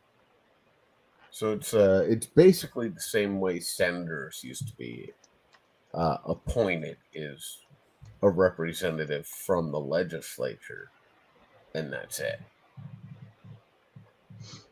So that's just my clarification on it, because I've seen a lot of back and forth on like law streams and legal channels on what the state vote actually consists of, but it wouldn't be anybody who's currently in Congress. Cool. So yeah, so the main point on this is that don't try to aim for faithless electors. If Trump doesn't succeed in his lawsuits, try and get your state reps, if your state legislators rather, in your state, to simply refuse to send electors to the Electoral College. That would be the better way to try and handle that, because then you don't have to rely on any persons to vote against what the state, according to the media, decided. So this sort of thing is very contingent on people in the states that are being contested communicating with their particular representatives. There's not a whole lot the rest of the country can do, other than you can point it out to them, right? But obviously the constituents are going to matter a bit more in this case. But yeah, that's just something to keep in mind. The other side of that on the legal standpoint is the electors need to be certified by the state legislature. Right. So if there is a legal injunction saying, hey, we're reviewing this, you can't certify anybody, Mhm. the legislature can't appoint electors. So a lot of people are saying time is not on Trump's side, when actually, if it stops the legislature from appointing electors, it's all on his side. Yeah, Heidi came back finally with the beer and has a funny story I'd like to talk about for a second, and you'll see why here in a minute. She said she got all the way to the store and realized she left her wallet at home and had to go back. Funny story. My +1 who went up to the Capitol with me is on stream with us now. He hasn't talked yet, but he's welcome to if he wants. Are you here? Do you want to say anything? Hey there. Hey, we had quite the time, didn't we, friend? Oh yeah, that was awesome. Can I say your first name, or do you want to be anonymous? Yeah. Okay, this is Matt. My +1 is Matt. He drove up with me. We got almost halfway to where we were going on the metro, and I realized I was so busy getting all my crap together, making sure that we each had what we needed, getting our keys put away and all that stuff at the car. I left the damn no white guilt flyers in the car. And I had to get off at the switch station. We had to get on another one. We had to go all the way back. And we get all the way back outside of DC to where the parking garage was. And the other metro train going back in, it was going to arrive in 3 minutes. And if we missed that one, we were going to have to wait 47 minutes on the next one. So I had to sprint. My old 40-year-old ass had to sprint down the escalator, outside, all the way into the parking area, get the flyers, stuff them in, secure everything so it wouldn't fall out, and then sprint all the way back another quarter mile into the place, up the escalator, just to get back. And I got there within like 3 seconds of time to get on the dang metro. So I felt like a champion, and that's one of the reasons my legs hurt so bad today. Because I'm old, and you ain't supposed to sprint up and down stairs and jump off walls and stuff at my age, especially when you're a weak eunuch like me. So that's a joke. I'm not weak, but that was just a funny story that you leaving your wallet at home reminded me of, and it does connect to the activism that we did and the event. So I thought I'd share that. Yeah, you had to jack out of the Matrix. I did. And back in, huh? Yeah, it was It rough. was like a scene out of the Matrix. Yeah. I was watching for agents for you. Yeah. Whenever I was going to run out, he said, well, I'm going to stay here in the train station and keep an eye out for agents, because we were just talking about the Matrix before then. And I know, Snow Duchess, I don't think 40 is necessarily old. Like, my doctors tell me that I'm pretty much in the best health possible, and I'm healthier than most 18-year-olds that come to their office. So I feel like, other than being intersex, I have pretty good genetics, and I do take care of myself best I can. So I'm in pretty good shape, but I don't have the stamina that I used to. And, well, I guess as you get older, that's how it is.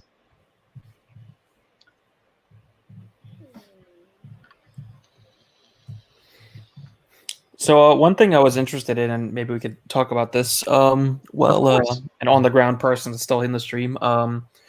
What I'm curious about the Proud Boys, like how they organize, because we talked a lot about how Antifa operated on the ground in terms of their tactics. I'm kind of interested in how the Proud Boys actually behaved.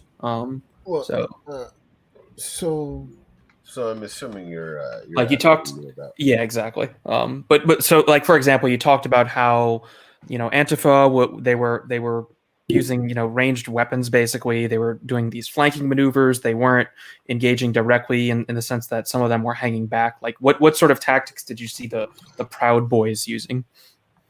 Well, I mean, the Proud Boys weren't necessarily using more complicated tactics. As far as tactics are concerned, they were a lot more disciplined, which is for anybody who knows anything about combat type stuff. Discipline is a very important thing. They were a lot more disciplined. Yizz, you can remember the angry man with bad ideas from earlier in the day, right? It was that guy. Mm-hmm. even he was, when told by the right people, stop, just did. We're talking about a bit of a shorter guy that's probably about 100 pounds of muscle, bigger than he should be. He's a very angry person, looking to, if somebody got in his way, remove them from his way.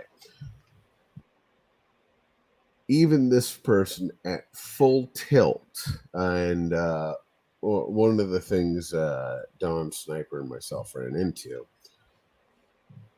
was Proud Boys ended up going down the street, and we happened to be in the front of the pack, and what we see is a very, very sparse number of DC police, be they Riot, Metro, whatever, starting to spread across the street saying, stop, you can't go this way. Well, they didn't even have enough to be, both arms. Well, basically, they had enough to where if you stood there and stretched both arms out as far as you could to barely touch fingertips with the other person, that's how many people they had to hold this whole street off from this crowd of 300 plus Proud Boys going, we're going to get Antifa. And these were not large riot cops. A couple of them were who were gals who I would estimate were under 5 foot without the helmet on, going, stop. And they did. There was the closest engagement you had from the Proud Boys or the people in that group, because a lot of them weren't Proud Boys. The closest engagement you had to police were people getting 5 feet back from their line as opposed to 10 feet back from their line. They were exceptionally disciplined. Just prior to the first major engagement, there was a host of police that were straight up charging from the back of the Proud Boys through, yelling, get off of him, because the Proud Boys had caught somebody and were doing Proud Boy things to said person. The crowd split. There was no obstruction to the police. When the police said, get away, the only response was tag them and bag them and hands up and people backing away. So as far as tactics go, it looks like Antifa and those types are trying to use traditional type tactics, whereas Proud Boys, right-wing types are not particular for their own tactics. There's a lot of people who are prior military and whatnot, so there's some of that is implicit. Mm-hmm. But other than that, the tactics are basically discipline. If they're going, everybody's going. If they're not, nobody is. Riot police are there, don't fuck with the police. Other people are there, don't mess with them. If somebody attacks you, everybody attacks them. It is just a keep everybody together. We're all on the same page. Only move as one. Don't get baited into something. Don't do something stupid. If there's overt aggression or an overt opening, everybody goes or nobody goes. That's basically what I saw from the tactics on the Proud Boys side. I guess there's kind of a selection pressure for that on our side because of the way the police are sort of on the left side de facto, right? So I think in some sense that might be a good thing because it sort of requires an additional layer of discipline to not end up on the wrong side of a police baton. Well, yeah, definitely. I would say differently from what I experienced. I would say the police aren't on the left side. I would say, as far as politicians go, they are. Well, no, but keep in mind, the police are who mete out the will of the mayor and the establishment of a municipality. And very often where we are going to be gathering and protesting and stuff, those are going to be of the enemy faction. So I think that's what he meant by that. But yeah, 100% true. What I was kind of speaking to is something Don mentioned in his live stream. Is you had multiple lines of riot police cordoning off the Proud Boys or the hotel they were staying at or whatnot. And there was, and you can see it in the live stream, there's no tension. Everybody's kind of relaxed. Nothing's going to happen. They're standing there. You're not moving through their lines. Just waiting for somebody else to do something stupid. Whereas when it came up to where Antifa was there, and this happened at the Supreme Court, is at the Supreme Court where you had that Antifa line, all of the police had their backs turned to the MAGA people, facing the Antifa people, because who did they have more trust in with their number of people? It was the MAGA people aren't going to hit us with a brick in the back of the head. That's what Antifa would do. Yep. And that's where I would say yes is, theoretically they're on the other side, but it's, if you don't generate any animosity, if you're not challenging the police, you're just going, oh, you said stop. I know there's 300 burly dudes looking for a fight. You're a 5'2" little gal in riot gear, and you're the only one in the middle of the street, but we're all going to stop because we're respecting you as a police officer. Nobody's going to get squirrely with a baton. We are joined by N of One. N of One, do you want me to call you that or a name? I would prefer to remain anonymous online. Certainly. But it's obviously not an overriding concern because I show my face here as I do on my channel. And I'm absolutely delighted to finally make an appearance on your stream, Yizz. Yes, me too. What's been keeping me from having him on a stream or doing a video with him is he has one of them real jobs you hear about where he's busy all day. And since I get up at the crack of dawn and then I start fizzling out between 6 and 7, I usually do streams early while he's at work. So welcome. I'm glad we're finally face-to-face talking to each other. Before we move on, I want to say howdy to Alex. Alex is the tall, red-headed. Is he a Bostonian? Is that where he's from? You a Boston dude? I forgot. But he's from New England somewhere up yonder. And I met him gallivanting doing activism stuff. And we saw him on, I think, the first hour and a half of the event. Is that about right, Alex? You think we were there about an hour and a half together before we got separated, something like that? Or can he not talk in your microphone? All right. No, he can't? Okay. All right. I saw him give a thumbs up, so we're good. All right. Alex is in the chat with us, too. And he's a fun dude. It was nice to see him. And he's the one that's in the first part of my big video that I put up on Sunday about the event. So hello and welcome to both of you. N of One, do you want to take a moment and tell us about your channel and what you do?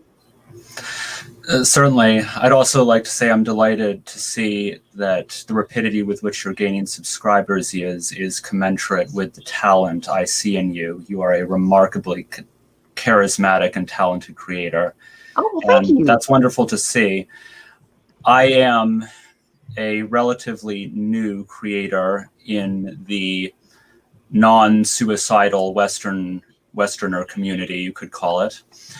And I started a couple years ago, just really trying to make a go of perhaps making some splash in the whole, nationalist cyber community. And I thought that what I could bring to the table was, I suppose, what my intellectual hero, Mencius Moldbug, would term a clear pill. I pride myself on, I think, the rigor and organization of my thought and the precision with which I can apply terminology and and grasp of certain semantic nuance to just clarify the discourse and perhaps maybe clean up the optics a little while remaining uncompromised on the principles that undergird our movement and our worldview. Nice. In a word, I would describe myself as a neo-reactionary. So as you can imagine, Charlemagne, I'm also very familiar with much of your work, especially your appearances on Academic Agents channel, whom I'm a major fan of. I come from the Austro-libertarian tradition, of course, as does Moldbug and many others in that sphere. Although I do have interesting points of disagreement as well. Well, you wouldn't be on the right if you agreed with everybody. No, I am in some ways, in some parts of my worldview, I'd say substantially different from many other neo-reactionaries. I consider myself in much, for one thing, closer alignment with Kevin MacDonald on the Jewish question, whereas Curtis, Yarvin, and some others are more skeptical of his work. I am more optimistic about the possibility of effective kinetic resistance to Zog, whereas many other neo-reactionaries seem to consider such measures futile. It might be a bias of certain features of that worldview in the supremacy of the sovereign state. I'm not familiar with all those words. Charlemagne, do you know what he's talking about? Yeah. I mean, what in particular did you need explained? Oh, nothing. I thought that was mostly aimed at you, since you are kind of an academic intellectual and you know all this stuff. I don't know most of those names. I'm not an academic. Don't put that one on me. Oh, I'm sorry. You sound like one you talk really smart about stuff. I thought there is another aspect of my identity that is also, as far as I can tell at present, entirely unique in this movement, and that is actually my ancestry.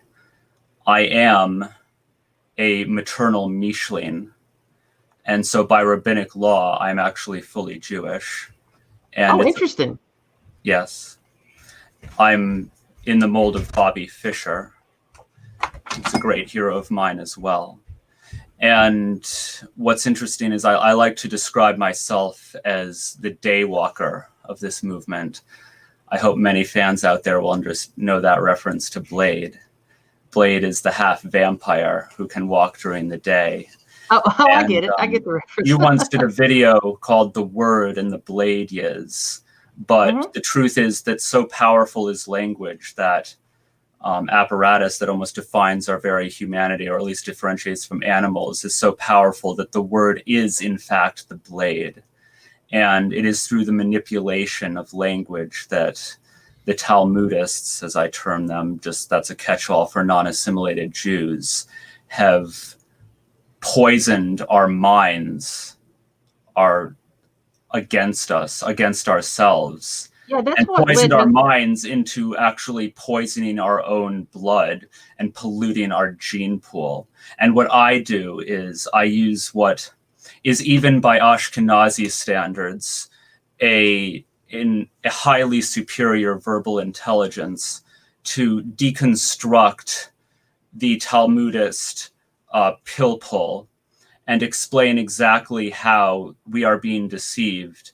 And on top of that, I provide tactics of counterattack as to how we can manipulate language in our favor, how we can frame debates in our own terms that put us on the continual offensive. Okay.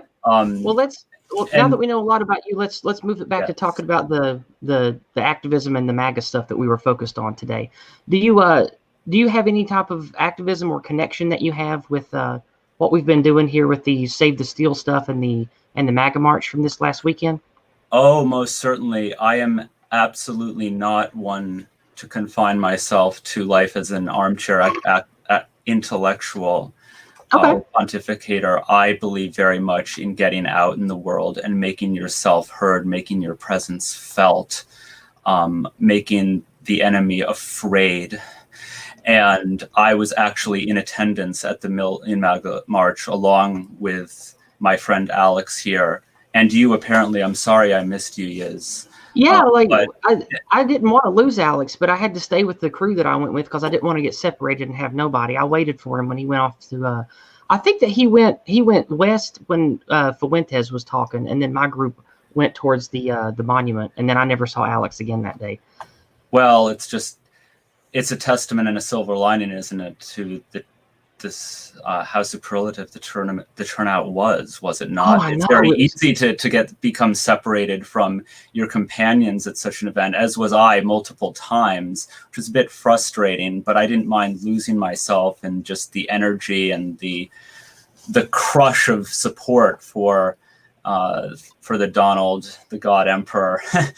And it was incredibly encouraging to see all the support of people who might well go to war for him if it comes to that. If Biden is truly sworn in over and above the wishes of the historic American nation. And I just love to see shows of force of that kind. And that ultimately was what I was there for. I am not a Trump supporter. Trump is a Zionist puppet. We all know this. And he's been largely ineffectual in even inhibiting or let alone reversing the globalist replacement agenda. Yeah, I jokingly call him Rabbi Trumpelstein sometimes because of that. Yeah, Zion Don, whatever you like. Yeah. But however, one of my friends at the event actually managed to get the America Firsters to start chanting Rubicon Dawn.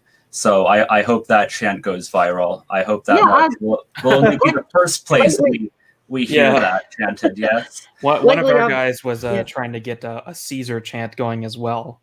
So I'm glad to hear you got that working. That's awesome.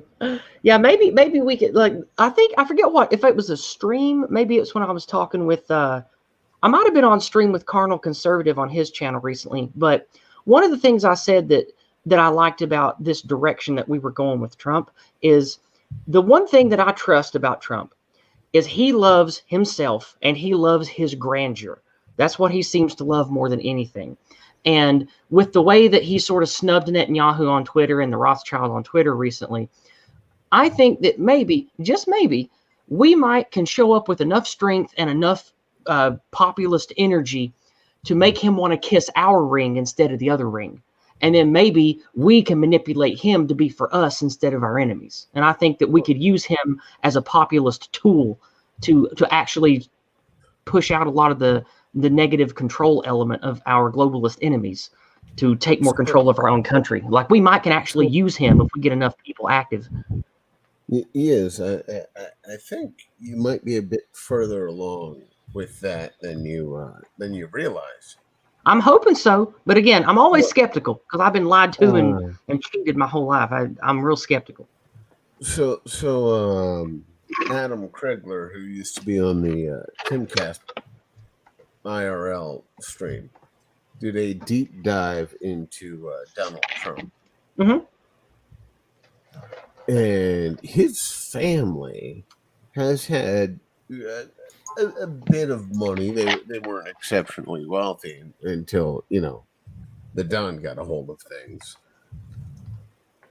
But one of the things that kind of kept the Trump family a bit at arm's distance from the elites, if you will, was specifically his uncle, with the diehard "we're Americans now" sentiment of things, which, if you go back to the early interviews in the 80s and 90s of Donald Trump, I mean, this is actually the fourth time he's ran for president.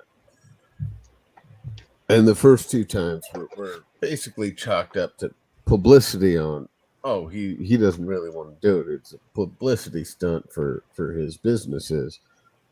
Uh-huh. They were and have always been just pure pro-America, not in the hegemonic fashion, but more in the, well, we're all Americans, so pro-America because we only let the best in, which up until the 1920s was basically the immigration policy of we will only accept the best, and you need to pay in for a minimum of 5 years before seeing any benefit. So you got to be able to support yourself and prove you can. And that's kind of the stock he comes from, is just, hello, this is America. We only take the best because we are the best, and we will take the best because we will remain the best. I wish that we could have that again, but one of the things that I think N of One agrees with me on is so much of the damage has already been done to us through bioleninism and actual physical replacement by ratio of people. We're going to have to take more drastic measures than just trying to work through the channels that we already have, such as these populist movements that we're seeing, this MAGA march. We need to force some changes to happen. We can't just rely on slow things because we don't have that kind of time anymore. I think most of us here probably agree with that. Yes. And I'm not contradicting or agreeing. I'm not doing anything on that standpoint. Basically my interjection is essentially even from the very early times where Oprah. Dude, something happened to your mic. It sounds like you're underwater. Jiggle it or something. Hold on. There you go. Okay, it's fixed. There you go. Oh, sorry. I've rotated in my chair and was talking at a different angle. It's okay. No, it's even from the early standpoints in the late 90s where Oprah was like, well, if you want to be president, I'll support you. Yes, this was Oprah. His standpoint has always been just America first. Not in any modern populist standpoint or anything like that. It's just no, America is the best currently, and we should do everything to keep it and make it the best it could ever be. Period. Well, yeah. And that's where I think there's more on your side or our side, however you want to look at it, already there if he remains in power. Is that standpoint is already there. It's just the fine details at that point are what needs to be hashed out. And one of the big points of those fine details was just dealt with the purging of the Pentagon, because you had the guy who came out and went, oh yeah, we were lying to them about how many troops were in Syria because we didn't want them to pull them out. Yeah, that was crazy. I read about that. That's nuts. Well, I mean, you had people go, he's starting a coup. This is the counting heads phase. No, and let me clarify. It's not nuts that people in the deep state would lie and that the Pentagon would lie. I'm an American and I know about the history of our country. I just believe everybody involved with the military-industrial complex lies all the time anyway. But I think it's what surprised me was how much Trump's been able to pull off with the sacking and everything. So I think that might be evidence to to what we were talking about, of what you were talking about, that maybe, just maybe, he might kind of be our guy. Maybe we can make it make him that way. I don't think Trump is ideologically anyone's guy. And the reason I don't think that is because if you talk to the people who are moralists, well, I mean, Trump's cheated on every wife he's had with the next wife. So obviously not the moral character you want. Well, maybe our tool is a better way to put it. But that sounds kind of naughty. I don't like that. Well, I mean, if you want Trump to be your tool, you can get your own vote. But regardless of any of that, I mean, if you're talking about moral characters in a political fashion, you can go back basically 2,000 years and you won't even find it with any monarchy because, well, by modern standards, none of them were moral. You can go back to biblical times. You got Bathsheba for a reason. Morality is, in a sense, subjective, except when it comes to the left, because the left are and have always been and will continue to be pedophiles. Yeah, we jokingly say that a lot, but it seems more and more evident to be true. I mean, you what was it? Rittenhouse, 2 pedophiles. The guy who One of the guys from Saturday. the old Yeah. man. Yeah, one of the dudes from Saturday I heard too. No, another pedophile. Just pedophile. Yeah. On stream defending pedophiles. The left are pedophiles. It's a thing. I don't know why. I don't want it to be a thing, but it is. But I think Trump is. I mean, in like a 1950s nuclear family style, just America is the best country in the world and should stay that way. All right, if we need to take the top tier for immigration of everywhere in the world to retain our hegemony, we'll take the top tier. If I can get that without taking anybody else, we'll do it. If I have to take other people, well, I guess that's a concession. He's just purely pro-America in a sense that is antiquated to the modern mindset and ideology.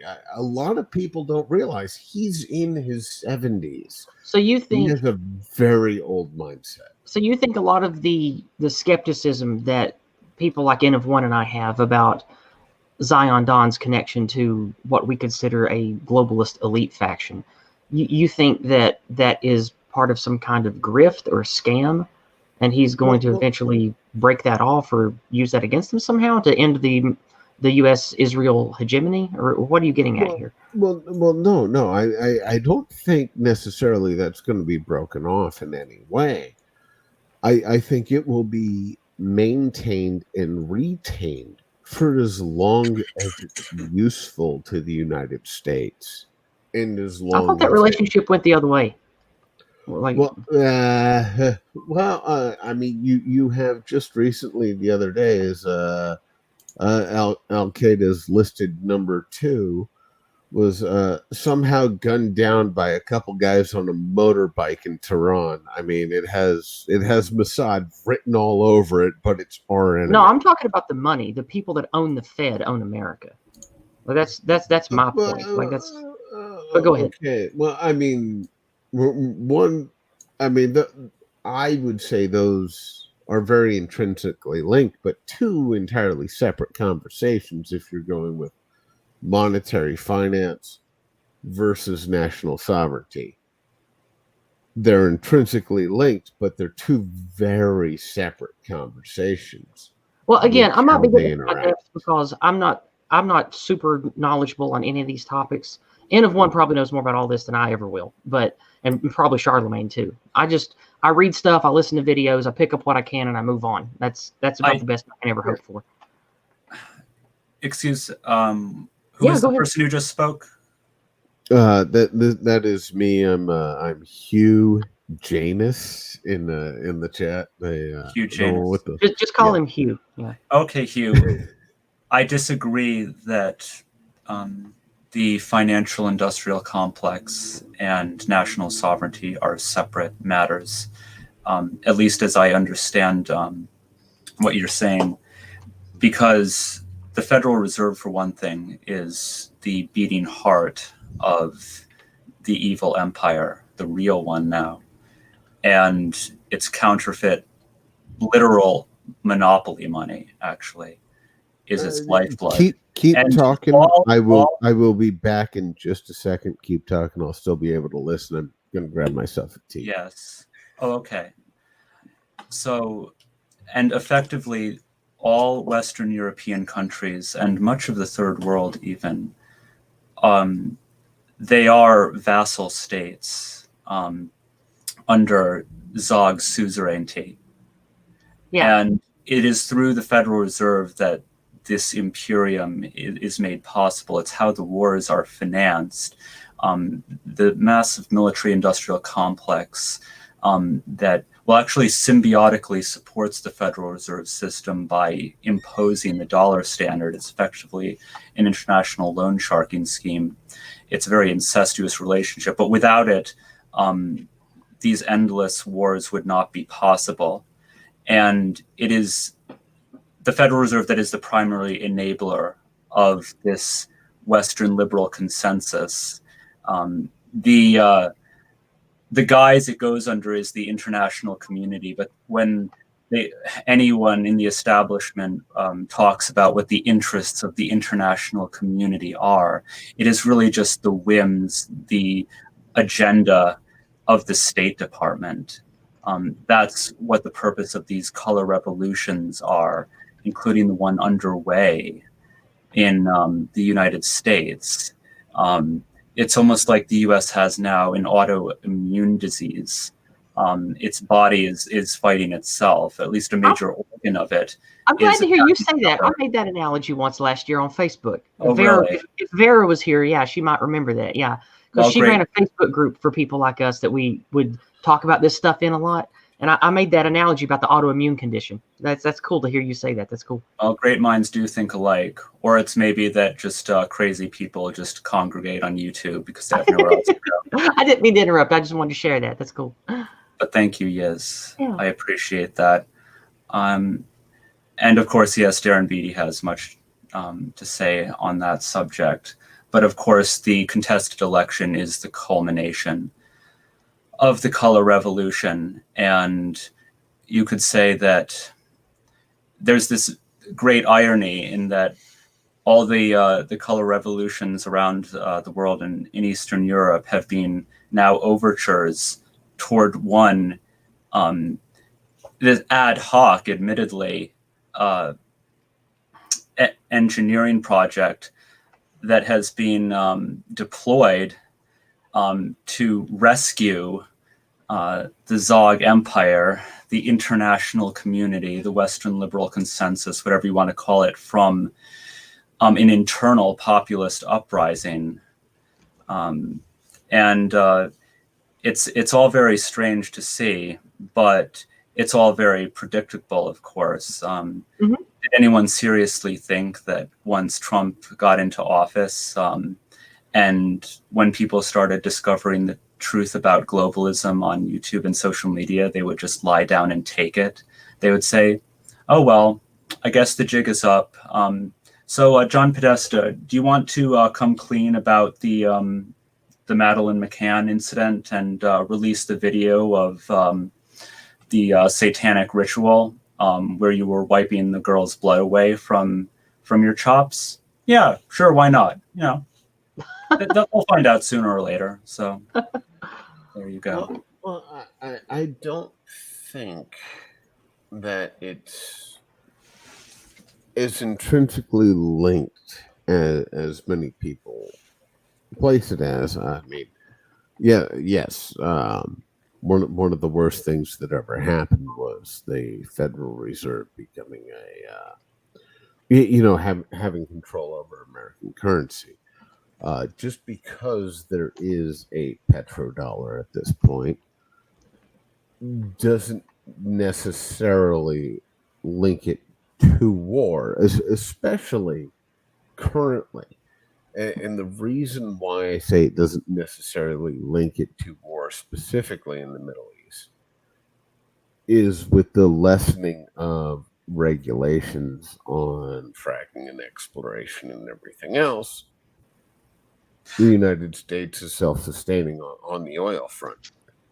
Quick clarification. When I say the international dollar standard, I don't just mean the petrodollar. It includes the petrodollar, but the petrodollar is actually part of a broader international loan sharking operation that is facilitated primarily through the IMF and the Bank of International Settlements, as who as intermediaries. That's what I mean, and that's what many wars are fought to maintain. One such example is the coup, the CIA, when the Marines in the early 80s, I believe, were deployed to Nicaragua to maintain a Federal Reserve, effectively friendly regime there. It was something Murray Rothbard cited in a talk he gave about the history of the Federal Reserve I listened to recently. Just to clarify that. Sorry for the interjection. Oh no. I mean, all clarification is always helpful, because as much as I try to, and given Jordan Peterson's example of always be precise in your words, which, regardless of whether you agree with him or not, is a good standpoint to have, especially with the internet and how the media can twist things. Any clarification is always helpful. I was specifically more referring to the more overarching global tendency of these standpoints. But my point with Trump is, like, if you go back to his interviews in the 90s, his one of the things he was talking about was returning to a silver standard so that we could eventually achieve going back to the gold standard. You cannot do that with a Fed. You legitimately cannot. Someone in chat, Novi Hansa, says he just got here and doesn't know if it's been brought up yet or not, but he wanted to bring up that the Federal Reserve and the income tax were both created by the same federal legislation in 1913. And he just, No, the income tax was imposed via constitutional amendment. The Federal Reserve Act is not.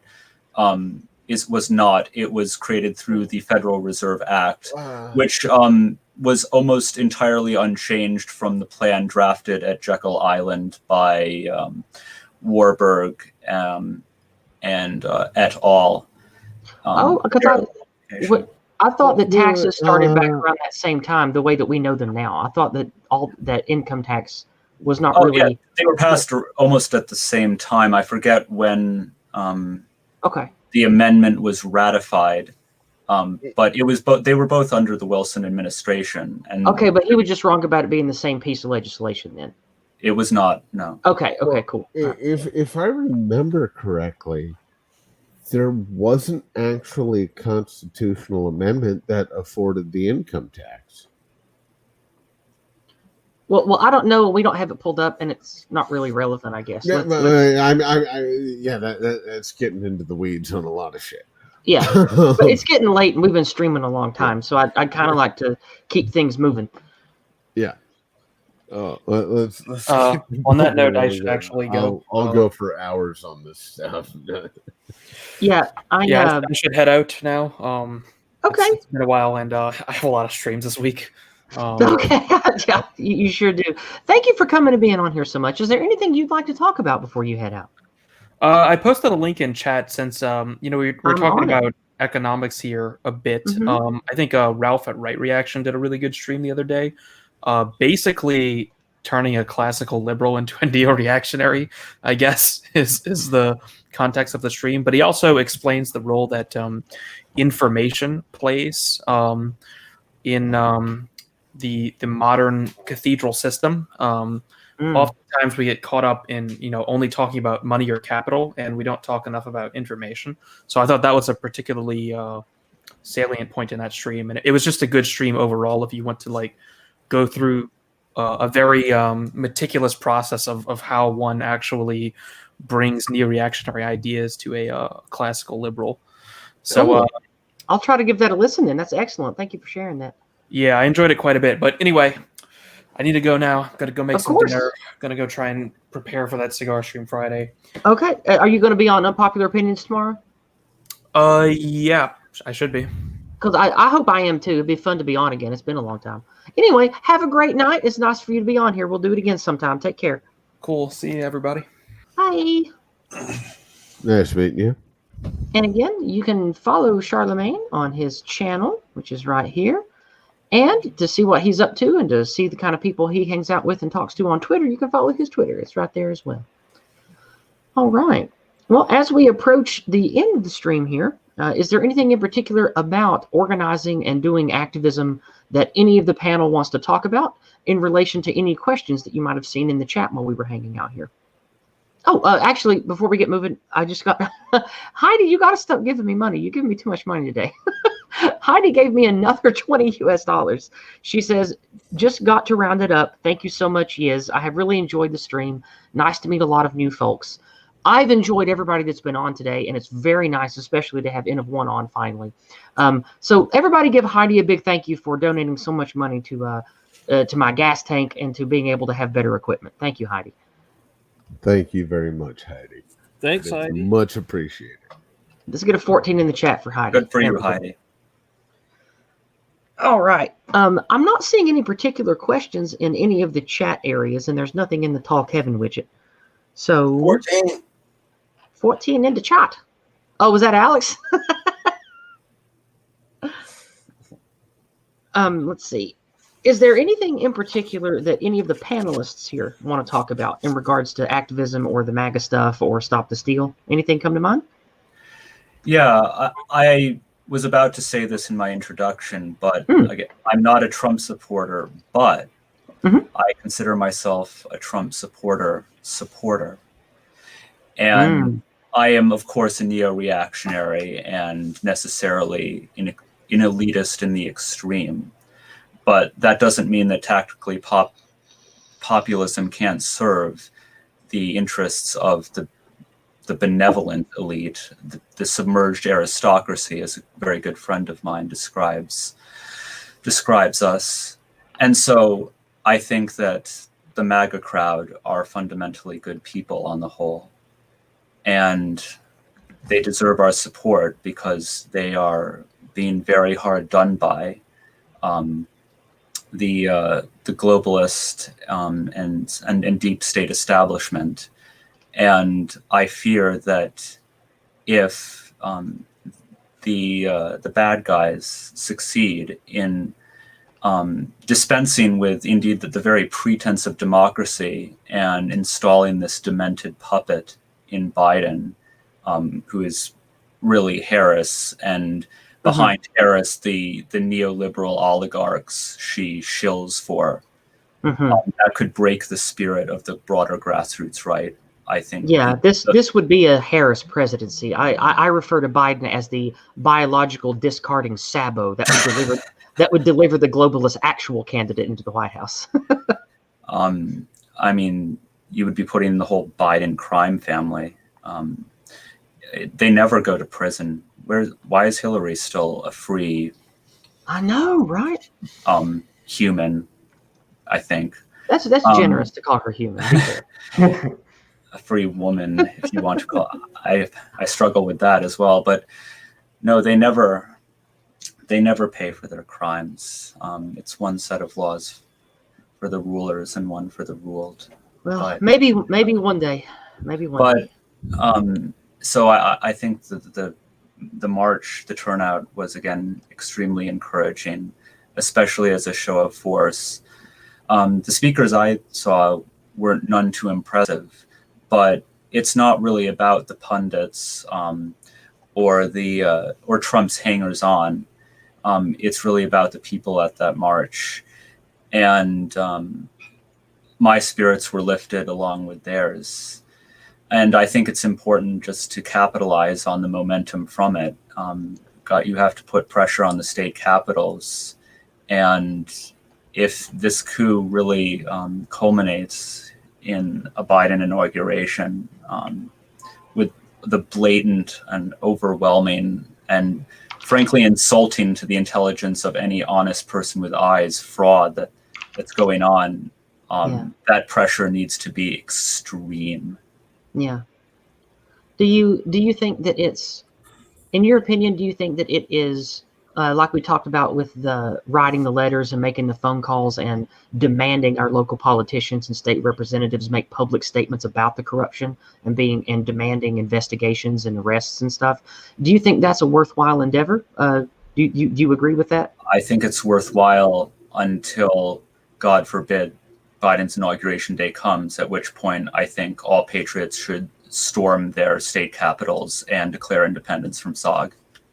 Yeah, there's been a lot of talk privately because, you know, we do our best not to Fed post where we can lose channels, but there has been a lot of talk privately on Discord and emails and such with the people I'm friends with talking about the what if that might come in January.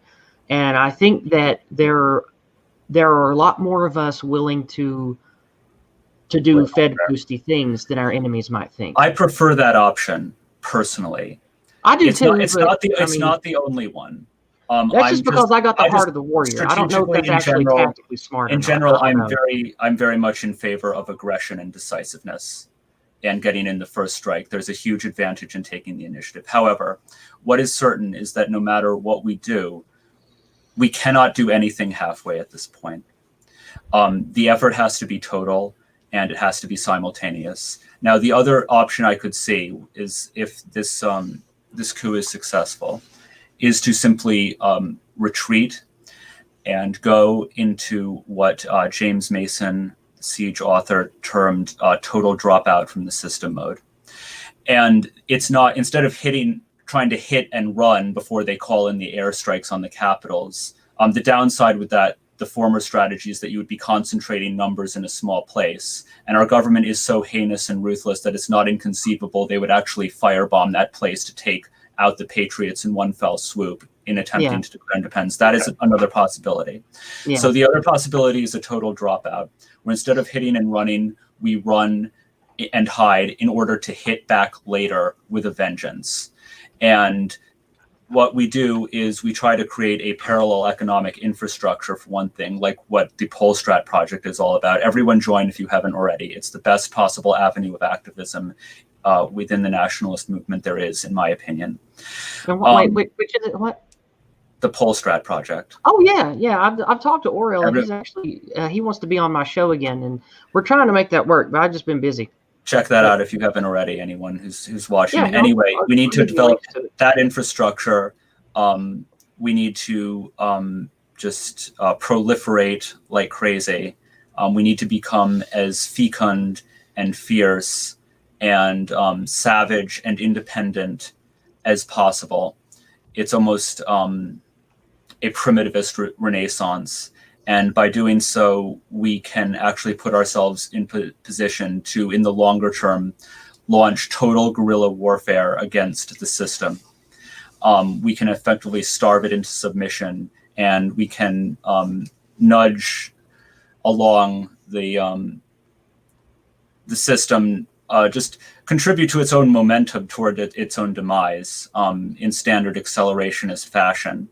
Yeah, I've talked to a lot of people about those ideas, and I don't know if, with the state of how advanced military technology is, I don't know if that is viable at this point anymore. That's why I stopped talking about that, because I feel like if we take the retreat path, like you're talking about, I feel like that there's so much wealth and power that could be utilized against people that do that. It would just be making ourselves an easy target. That's why I like the psychological war path more than the retreat path, because I feel like if we do that, we're just opening up ourselves to be more easily destroyed.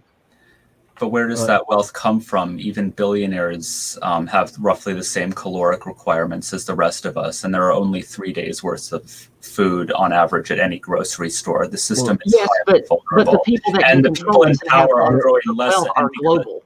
And because of bio-Leninism, the power structure itself is actually weakening. Yes. And that's another point in favor of accelerationism. The military, the law, the enforcement apparatuses are weakening, and it's a self-reinforcing. That is true, though. Yeah, you're right about that. They are weakening. The more the woker become, the more social justice converged they become, the more good men and women will be driven away from them at all levels. And it doesn't even take very many people to still on the inside, obviously not all the good people will be driven away, to actually wreak an immense amount of havoc through sabotage. It is in long-term a vulnerable system, but the advantage also I wanted to say about the tactical retreat, a tactical but total temporary retreat, is that it would give us more, I think, perhaps of a moral high ground. In a sense, what we would be doing is waiting for, say, a weaponized child protective service to effectively come after our children, to abduct some, I suppose, separatist out in the boonies somewhere under for supposedly indoctrinating them in hate and teaching them misinformation. You're under arrest for felony educational malpractice under the Freedom from Misinformation Act. Yeah. Will you come quietly? And at that point, the AR-15 will do the talking. Yeah. And at that point, that would be a very resonant shot, I think, heard around the world. That's what I was talking about with the Word or the Blade video I made is, eventually our words are going to be taken off the table to the point to where the only speech we have comes with the loud report of gunpowder. And that's what I would like to prevent if all possible. But what I would caution against most is most of these ideas, analogies, future predictions on a big igloo or something like that. Look at it in essentially a vacuum chamber. If anything comes near to that, the one thing you can be more certain of than who you think might be on your side is every foreign, international, or even personal power that can try to exert some form of influence over the outcome will. And they probably will do it to a greater effect than what you can expect. This will not happen in a vacuum. It will not be insular. It will be everywhere with the influence of everyone who is capable. And that is what takes every prediction and says, no, you don't have enough information. Well, I always like to consider the worst case scenario to hope for the best and prepare for the worst. Another highly plausible scenario I envision is the United States going the way of Argentina, where it never officially balkanizes, and you have a highly corrupt, venal central government,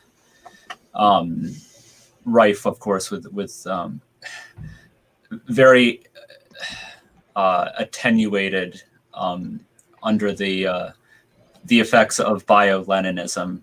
That's a great term, isn't it? Yeah. That it's so sapped, it's effectively a paper tiger. And while there are many corrupt and ridiculous laws on the books, they have no teeth because the enforcement arm in the countryside is so weak. This is very much the situation in Argentina, actually. There's an immense amount of government corruption. Obviously, they've had tremendous financial problems. But most people, especially the rural folk there, actually enjoy a great deal of de facto freedom. And I could see the United States going very much the same way. It's, I think, nullification on multiple levels. The state level and even the jury level is definitely coming back into vogue.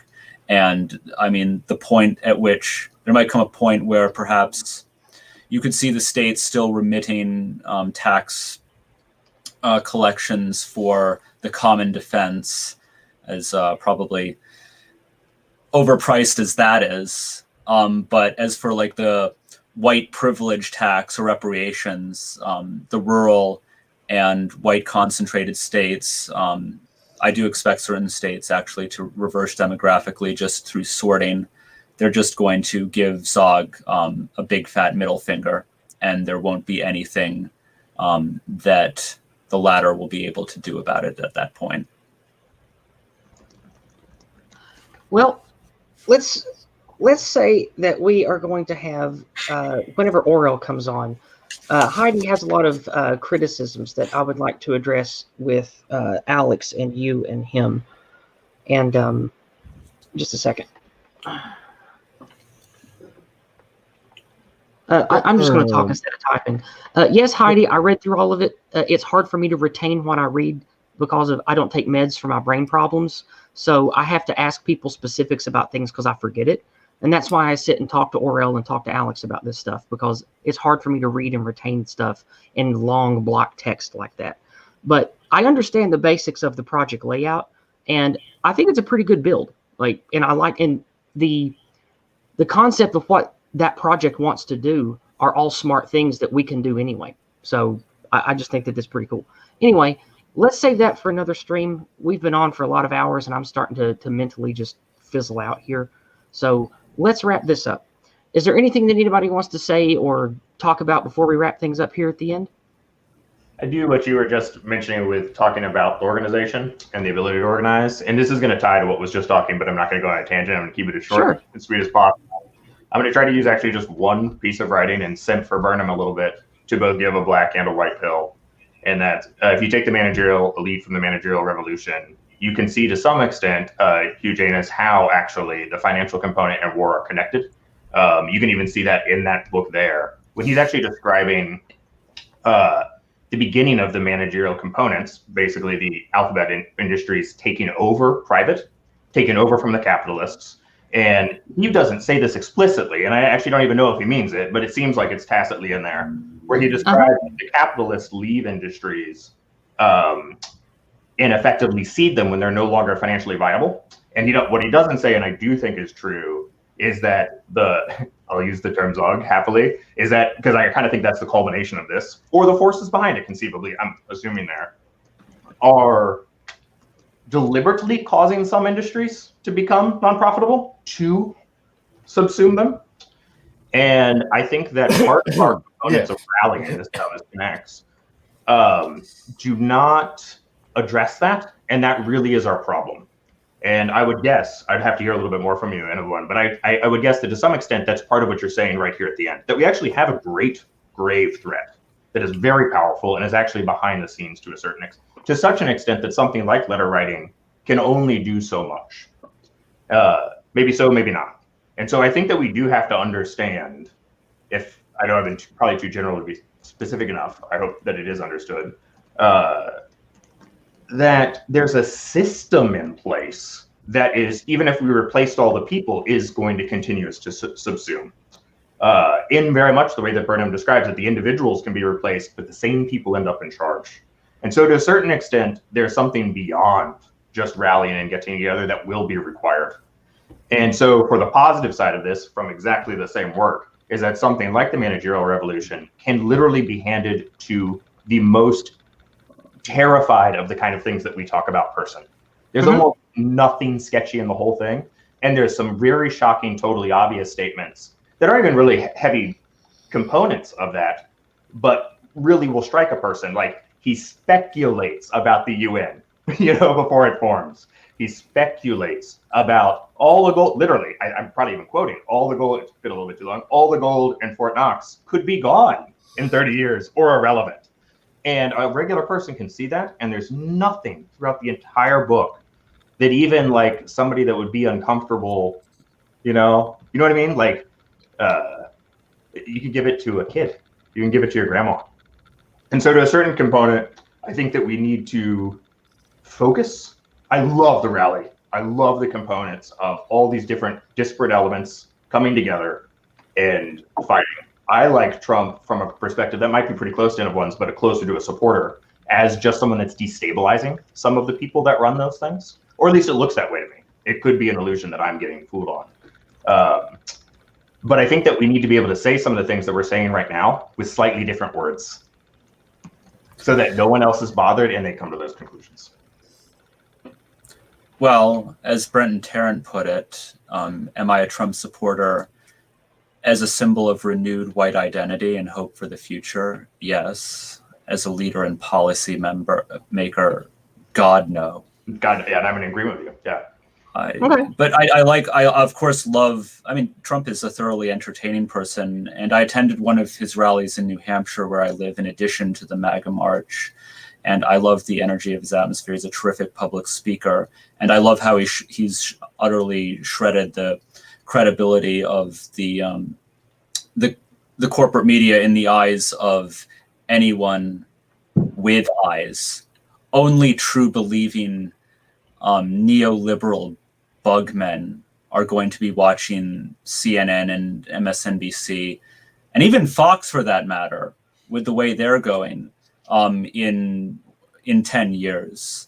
And that's wonderful. The online bifurcation we're seeing between the right and the left, between nationalism and globalism, is going to predicate a physical such split, I think, in the coming decades. But the technological advantage the system holds is very much a short-term phenomenon. And I suppose the most extreme illustration of this is how they could, I think, at best force a tie with the Samson option. But they don't fully understand, I think. They cannot comprehend that there is such thing to we rightists as a fate worse than death, because I, for one, would rather die in a nuclear holocaust than continue to live with the left. And they're satanic pedophile handlers. So bring it on, I say. Spoken like a true what did you say, neo-reactionary, or what is it? Reactionary, I suppose, would be like the most comprehensive term. Well, anyone else have anything before we wrap up here? I think globalism is in essence a depraved quest for immortality. And that's one great psychological advantage we have over them, because they are afraid of death. And we may not at present have all the technology to impress them on that level, but we have millions and millions of AR-15s and perhaps even more terrifyingly combat knives and such. And we can come for them in many, many different ways. And this is a point where it's truly a battle for existence, and no quarter can be given.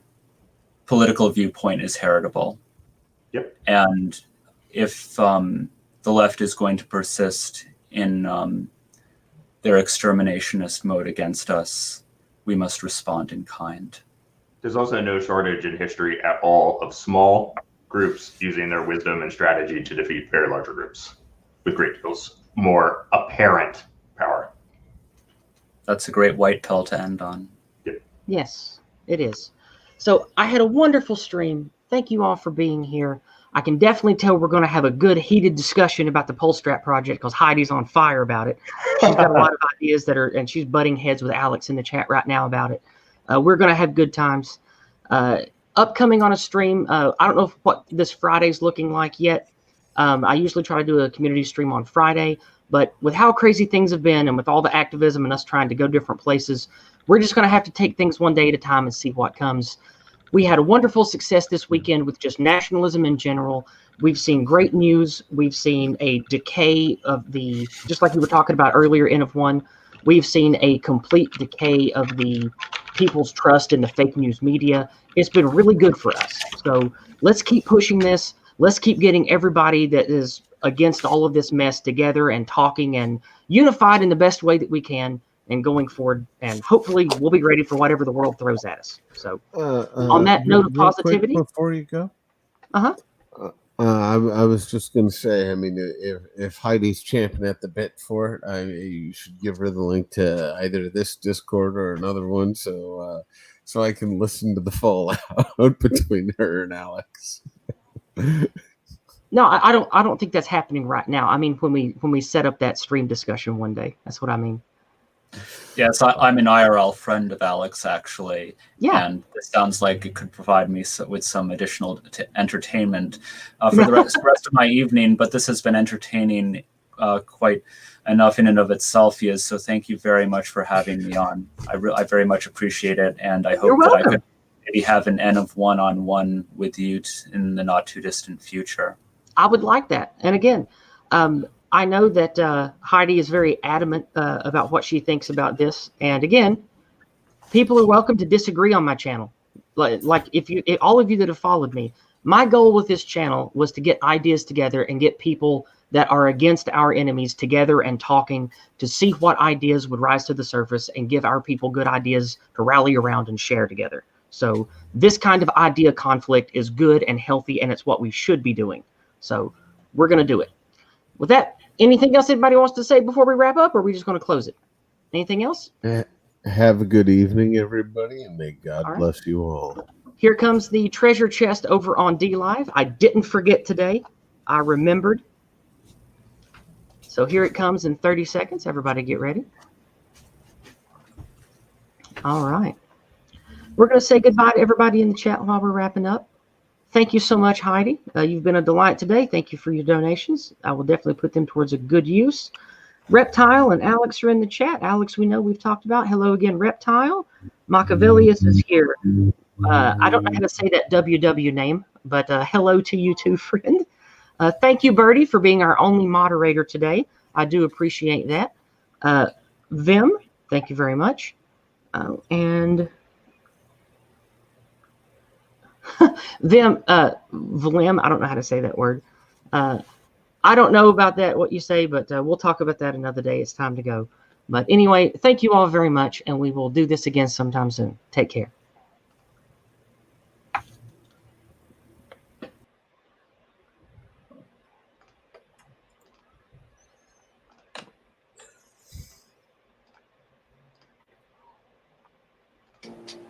Here's a song that was reportedly sung by both sides in the Civil War, which proves one thing to me, that a song can belong to all of us. You don't have to be a rich man to have a beautiful thing like music. I could close my eyes and hear this song and picture a group of beaten, wounded, ragged Civil War soldiers trying to make that last mile home after the last battle. And if there was strength for a song, this would have been a great inspiration. Mine eyes have seen the glory of the coming of the Lord. He is trampling out the vintage where the grapes of wrath are stored. He hath loosed the fateful lightning of his terrible swift sword. His truth is marching on. Glory, glory, hallelujah. Glory, glory, hallelujah. Glory, glory, hallelujah. His truth is marching on. I have seen him in the watchfires of 100 circling camps. They have builded him an altar in the evening dews and damp. I can read his righteous sentence by the dim and flaring lamp. His day is marching on. Glory, glory, hallelujah. Glory, glory, hallelujah.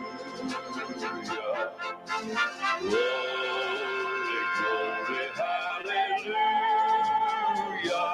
His day is marching on. In the beauty of the lily, Christ was born across the sea, with a glory in his bosom that transfigure you and me. As he died to make men holy, let us live to make men free, while God is marching on. Glory, glory, hallelujah. Oh, glory, glory, hallelujah. Glory, glory, hallelujah. His truth is marching on. Glory, hallelujah. Glory,